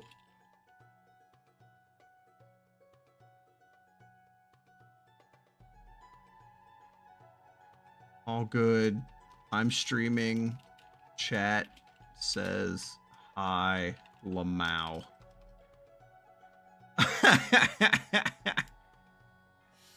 Oh, it's so funny. All right. Yeah, no, I think yeah, we gain a academy city. Fucking a certain magical index mentioned. This is the best thing ever.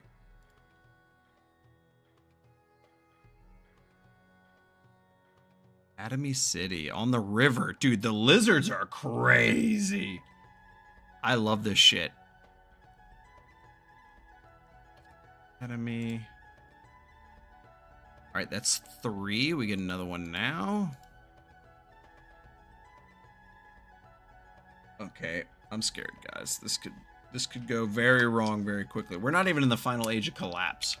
We got 5, 6. A hero arrives.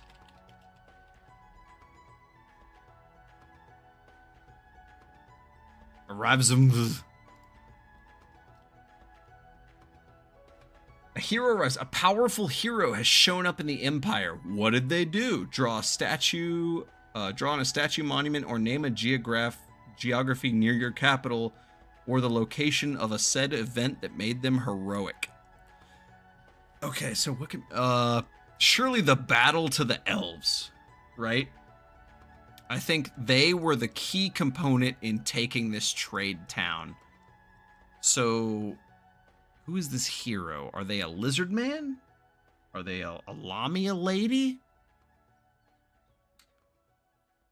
Did they have a say in founding the academy town? Maybe they did something here utilizing the resources of the journey to win the war, and then they came back and became like the dean or like the founding professor of Academy City. What if we had like a Lamia apothecary?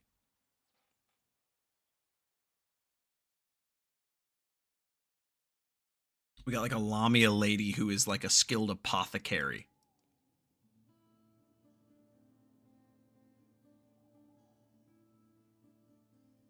So cool. Maybe it's exactly. I think that's who it is. I think that's who it is. I think it is. I'm thinking a Lamia lady who became the dean of Academy City.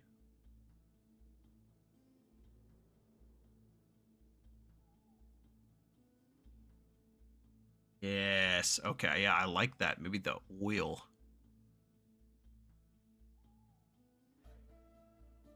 Maybe that's the title. Maybe the apothecaries in our city are named fire dancers because Lilith. No, that's so basic. What? Let's see. What's like a Lamia name? What's something that's kind of like a mix? Let me find. Where's random name generator, guys? Where's it at? Be a lady.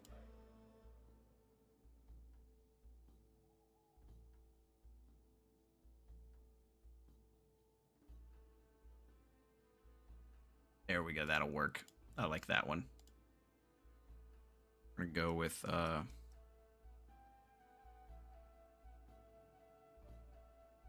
hero's name.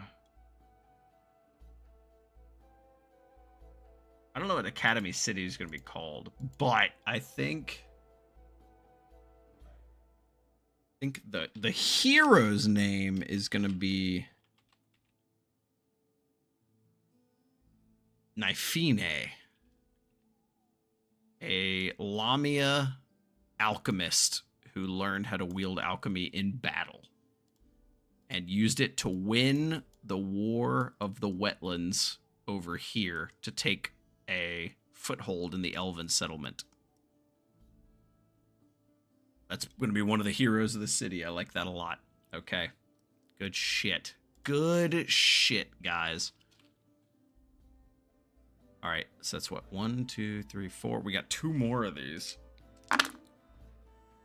3, 6, 8. Another war? Oh my god, we're insane. We are insane. Select a settlement not already owned. Oh, we're marching on the fucking capital.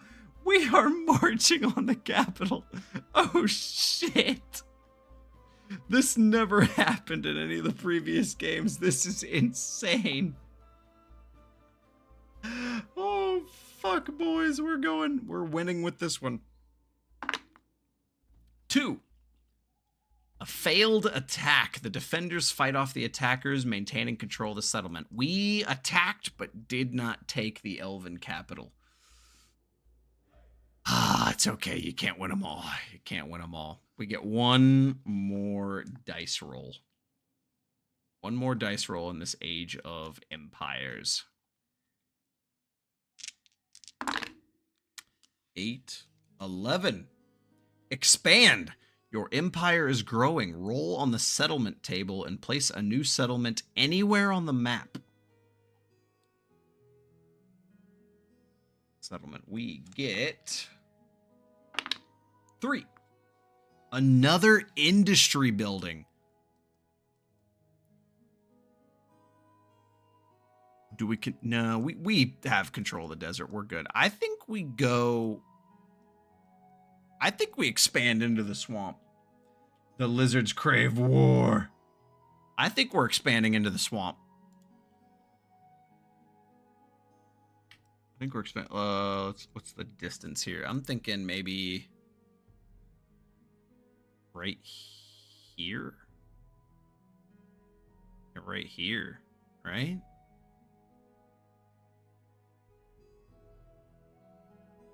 Like right there? I don't even know. I think looking at like the distance between towns over here, maybe, or no. Maybe we go like just across the mountain. Right here.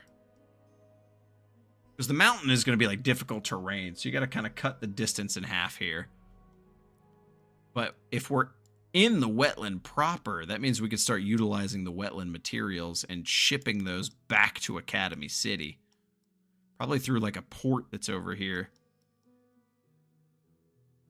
Okay, I like this a lot. Dude, the fucking reptile people are crazy, guys. Oh my god. We're just expanding in. All right. Let me see here. That's 1, 2, 3, 4, 5. And then we had expand 6. Okay, that's all of them. We did it. Fuck yes. All right. Prosperity, Age of Empires. Neighbors never developed. Guys, We are on to the final chapter. Era 6, the Age of Collapse. This is when our empire might meet its end. So here we go. 5 turns in this era. The end of your empire consists of 50 years. With every rising empire, there is a falling one.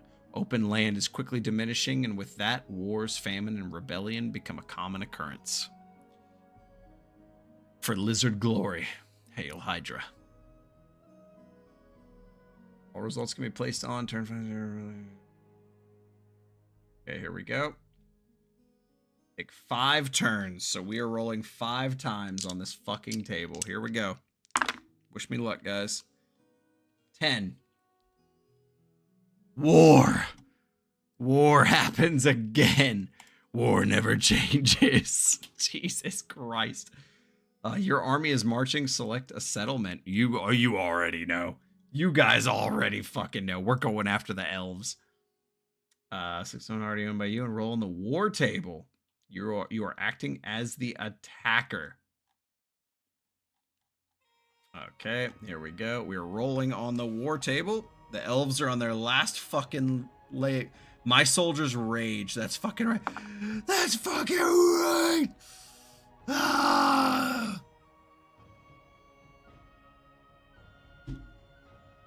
Oh god, I can think of like an inspiring speech right here.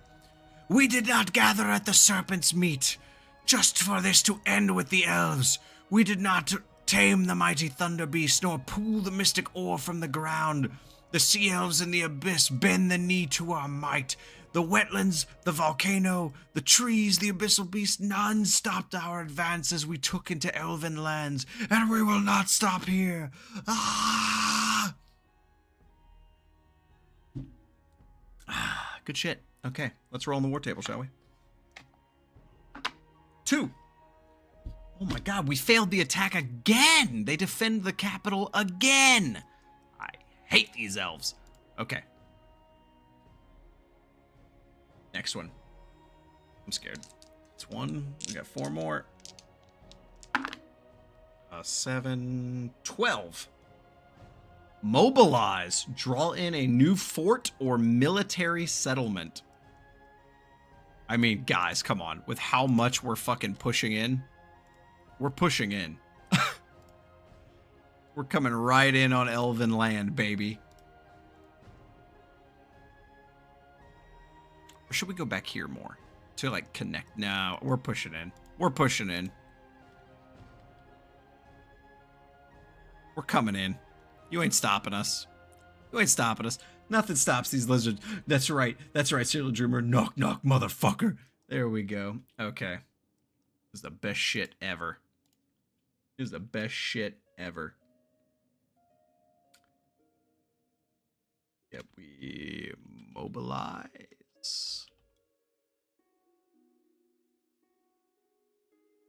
Because I learned how to fucking spell, Jesus.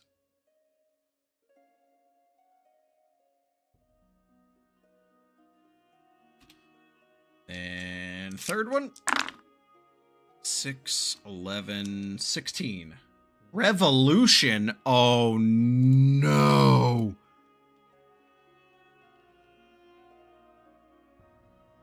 Oh no. Rebellion. Half your empire has split into a new faction. Give them a name and a banner. Treat them as a hostile neighbor from now on. There are traitors in our fucking midst. Actually, I know who it is too. Hold on. 1, 2, 3, 4, 5. 2, 3, 4. It's everyone who expanded out up to the trade town. They have betrayed us. They have taken to the Abyssal Order and now fight back against us of the Hydra. Elven CIA for real, as the fucking kids say. Hold on, we gotta change the colors here. We're changing some colors here. This is fucked up. We just lost all this industry. We just lost our trade town. This fucking sucks. I hate it here. I hate this so much, guys. We trusted you. We gave you all of our shit. And this is how you fucking repay us? By breaking away and becoming some shittier version of us? Oh, no. This will not slide. This will not fall. This is a slight that will be remembered through the ages as the fucking what the hell what's a term for like self-harm? The Hydra's ablation. This is crazy. This is crazy. We just had our whole fucking I don't like it. I don't like it. I don't like it. I hate it here now. This was so cool until this moment. I'm so mad. We still got 3 more of these. 2 more of these? 2 more of these, yeah. We got 11, 12. Mobilize. Draw a new military fort. Okay, I mean, I think we got to advance on our fucking traitorous bastards. I think we go to another break in the river. And then we push. Go to another military town. We're pushing in on them. This is amazing. Where do I watch more episodes? If people really enjoy this, I would not mind doing it more. I am loving this. Fifth has broke morale and they split. That's probably, you're right. Doppelganger 9646. I think you're right. I think they spent so much time in the marshes that they just broke away. Got to be like a crocodilian styled lizard folk, or maybe Yuan Ti, or both. Why not? Why not? I think, yeah, too many failures far away from home and they fucked off.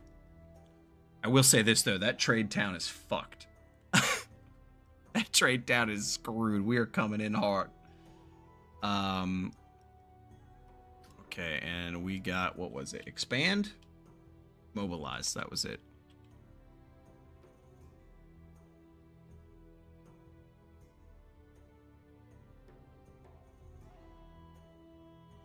It's 1, 2, 3, 4. We have 1 more.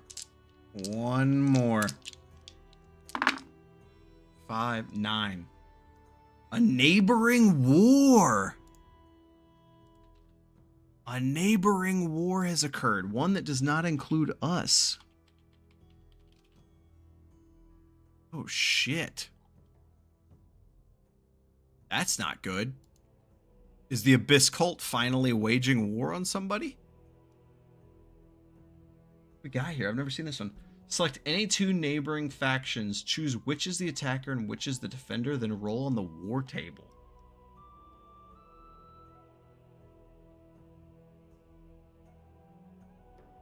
I honestly think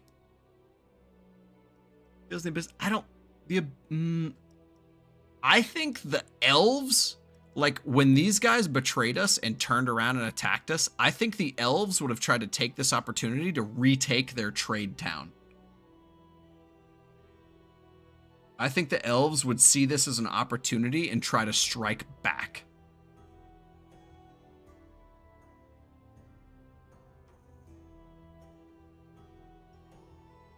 Well, the humans are on an island. I don't think the insects can cross the sea. I think the elves would try to take it back. That's my guess. I think the elves would try to take this shit back. It's the only logical one. I don't think the Abyss Cult wants to do anything. The abyssal sea creatures probably don't have brains. And trees are trees. Let's roll for the elves. The wood elves are striking back against the defector lizards. Okay, here we go. Roll d6. Surely they have advantage or some shit, right? 4. A successful assault. The elves take the military town. This is the best day ever. You fuckers got what you deserved, and I hate you.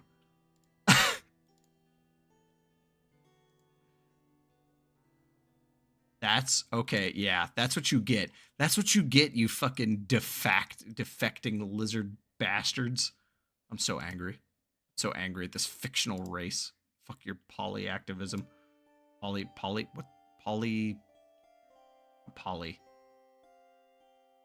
Pixel activism. There we go.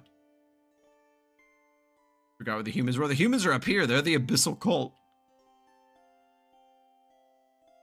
Elves win, but traders lose. Don't know how to feel. It is a confusing feeling. It is a confusing feeling. Holy shit. Okay, that's it. That is the last of the Age of Collapse. That is all 5 things.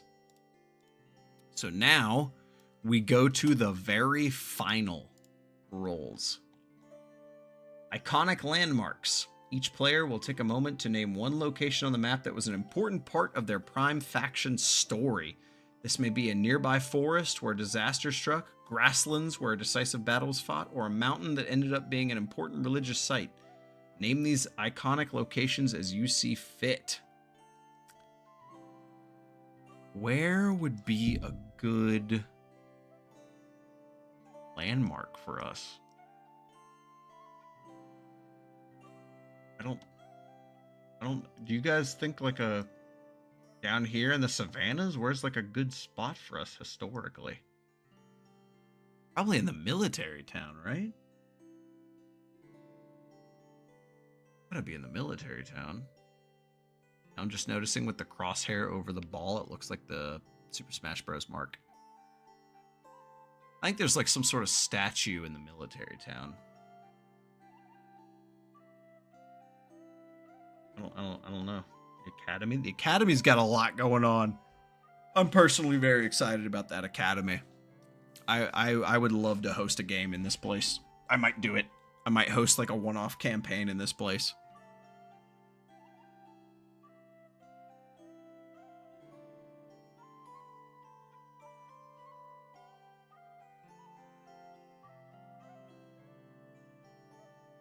Oh.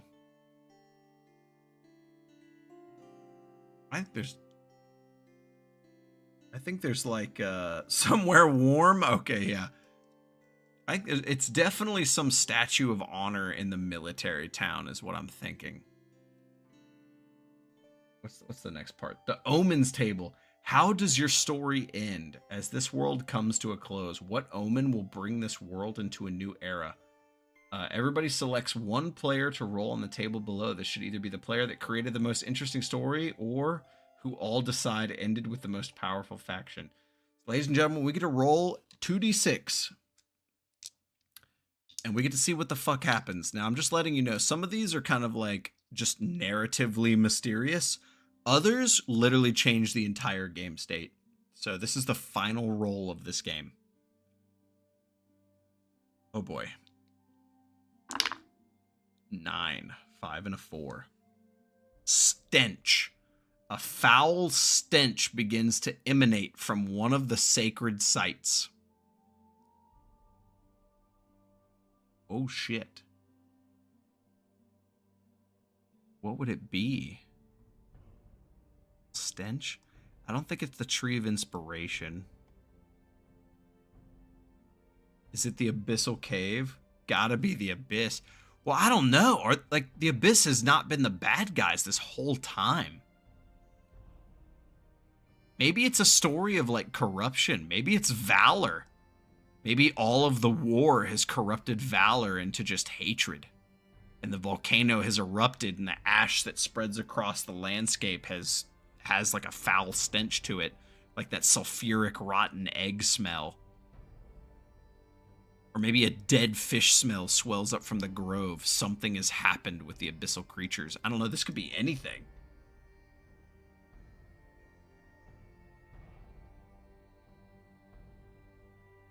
Just because it's a foul stench doesn't mean it's evil. Well, the problem is these are sacred sites. These are supposed to be places of the gods and reverence and worship. So to see such fouling and degradation is not a good sign.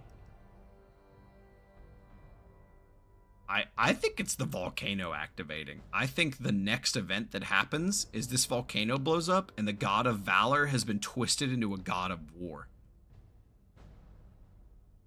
That's what I think happens. You can draw your own headcanon. You are perfectly allowed to do that. But I think that's what I'm going to go with. I think the volcano of valor begins to erupt and everything bad happens.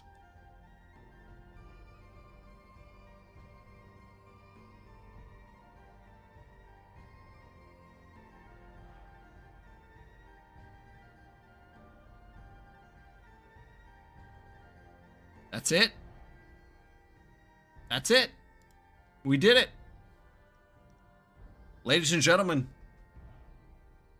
this is the map. This is what we made with our Mappa Imperium game. This was amazing. This was a lot of fun. None of the games I played went like this. This was arguably the most successful one we did. This was fantastic. I'm so glad that people stayed around to watch this. There may only be a dozen of you, but you are the faithful, the true individuals of the Reptilian Republic. You are those that fell under the banner of the Hydra, that walked the bank of the Serpent's Meat, and that pulled the stone from Thunderhead Mountains and tamed the Thunder Beasts. You are the real ones. This is great. I hope you go to bed tonight imagining yourselves as like a badass lizard folk adventurer fighting across the wetlands to take down the elves. This was fucking amazing. I love this. I loved this. I would do this more and more all the time. Now I can only imagine a just different D&D subclasses based around all of this. Fucking maybe like a vampiric insect warlock where you have like a pact with some like vampiric insect that is like parasitically inside your body. Or maybe a rogue subclass of the Abyssal Sea. So you're kind of like what the hell is that dude's name from League of Legends? Pike. You're basically Pike from League of Legends. What else could you have? I don't even know. A fighter subclass that utilizes like magnetism and electricity magic using mystical ores. That would be cool. Successful game unlike the wars waged by the lizards. Demon King, what the fuck is wrong with you? Look, the lizard men who came to reside in that marsh, they made some mistakes. They're traitorous bastards.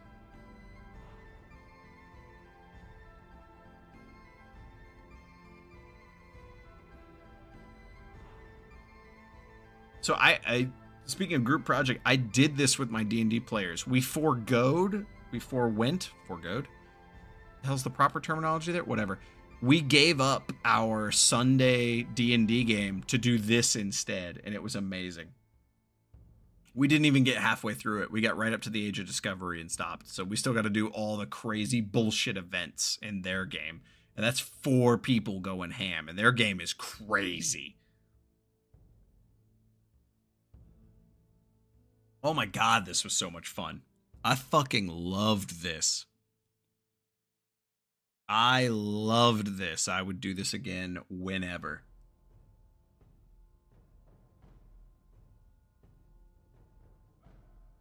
Let's see the full map in D&D. I'll probably post it. I'll take a picture and I'll post it in the D&D map. That's amazing.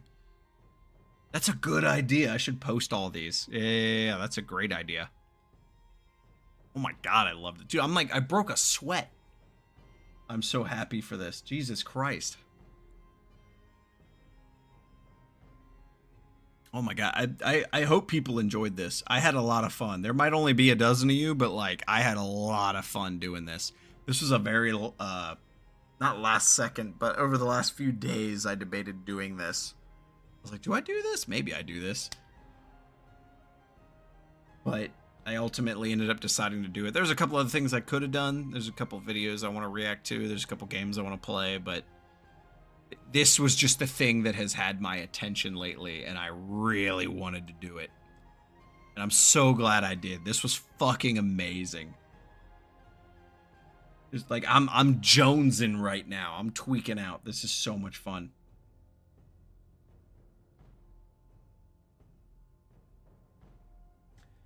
If people want to see more in this, definitely let me know in the comments, in the Discord. I would gladly do this again. Oh my god, it was fun. I'm losing it. And maybe like we could start putting a spin on it. We could start doing like themes and stuff. So for several players, do they do this on the same map in different regions? Do they interact with each other? Yes, they do. They do, indeed. Let me save. Hold on, I have... Wait. That doesn't show. Okay, hold on. Let me...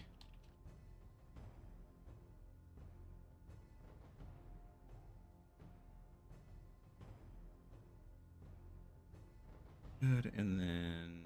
Where's that desktop icon?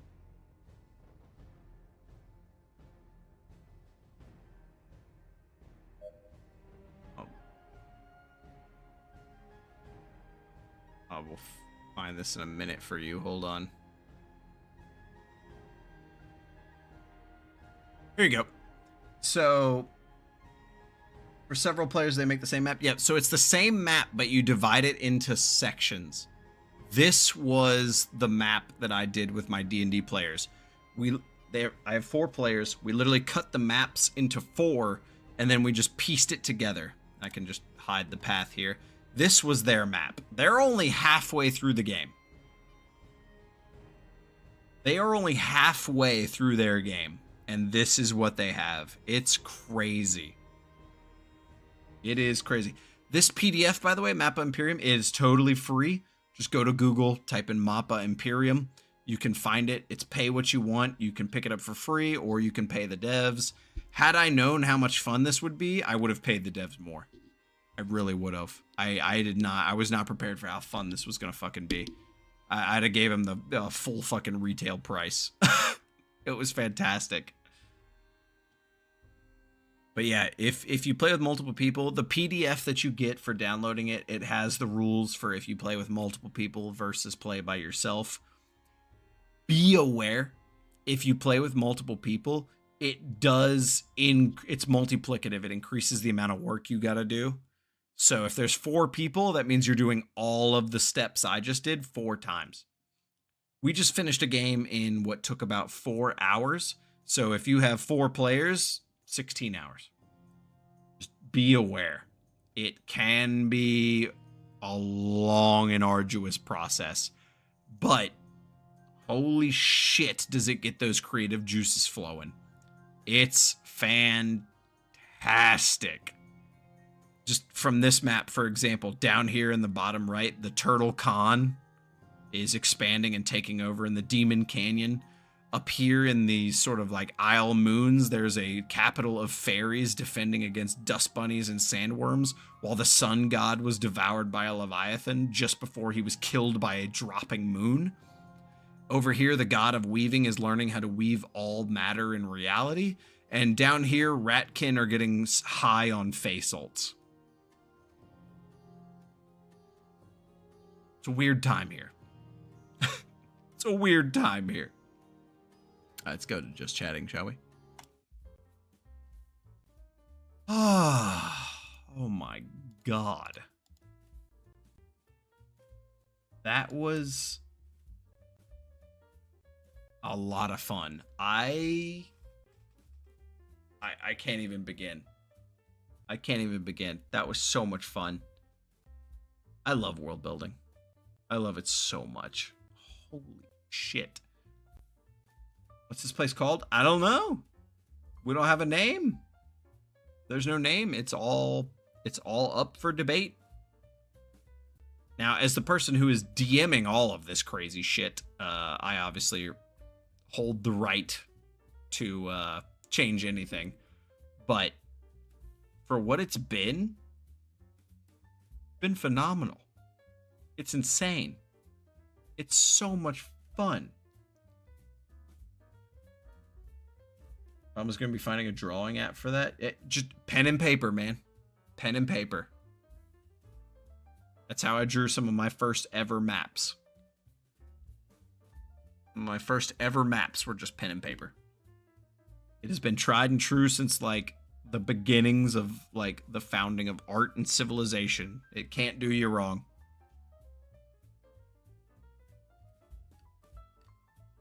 I have entire D&D worlds that I have worked on, and they all started on pen and paper. Pencil and paper, whatever the hell you want to call it. It is a fantastic time.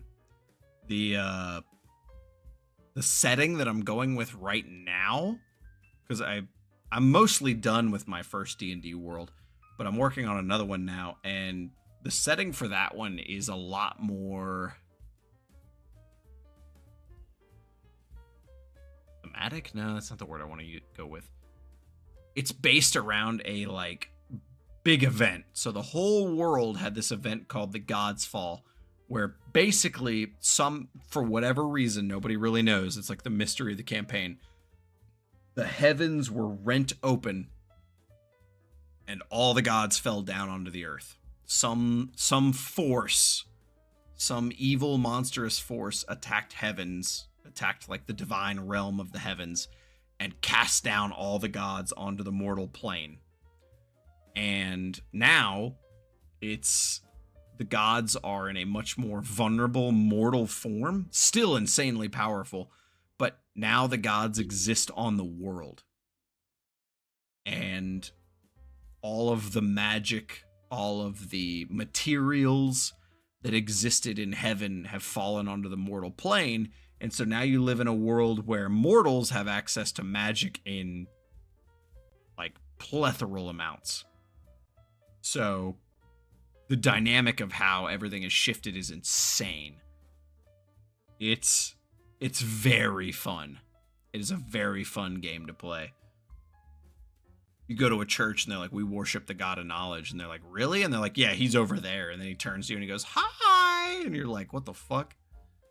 It's a fun time.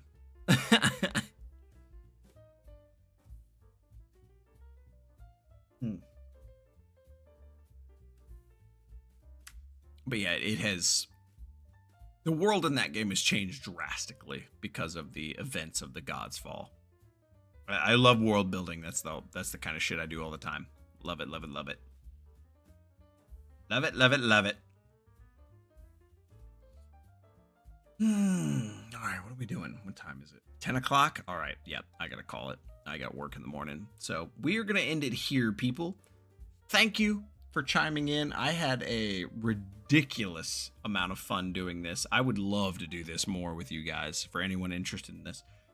I'll take a note from Arrhenius there, and I think I'll screenshot these maps and I'll start posting them in the ttrpg chat of our Discord. Maybe, I don't know, we'll see. Depends how I'm feeling.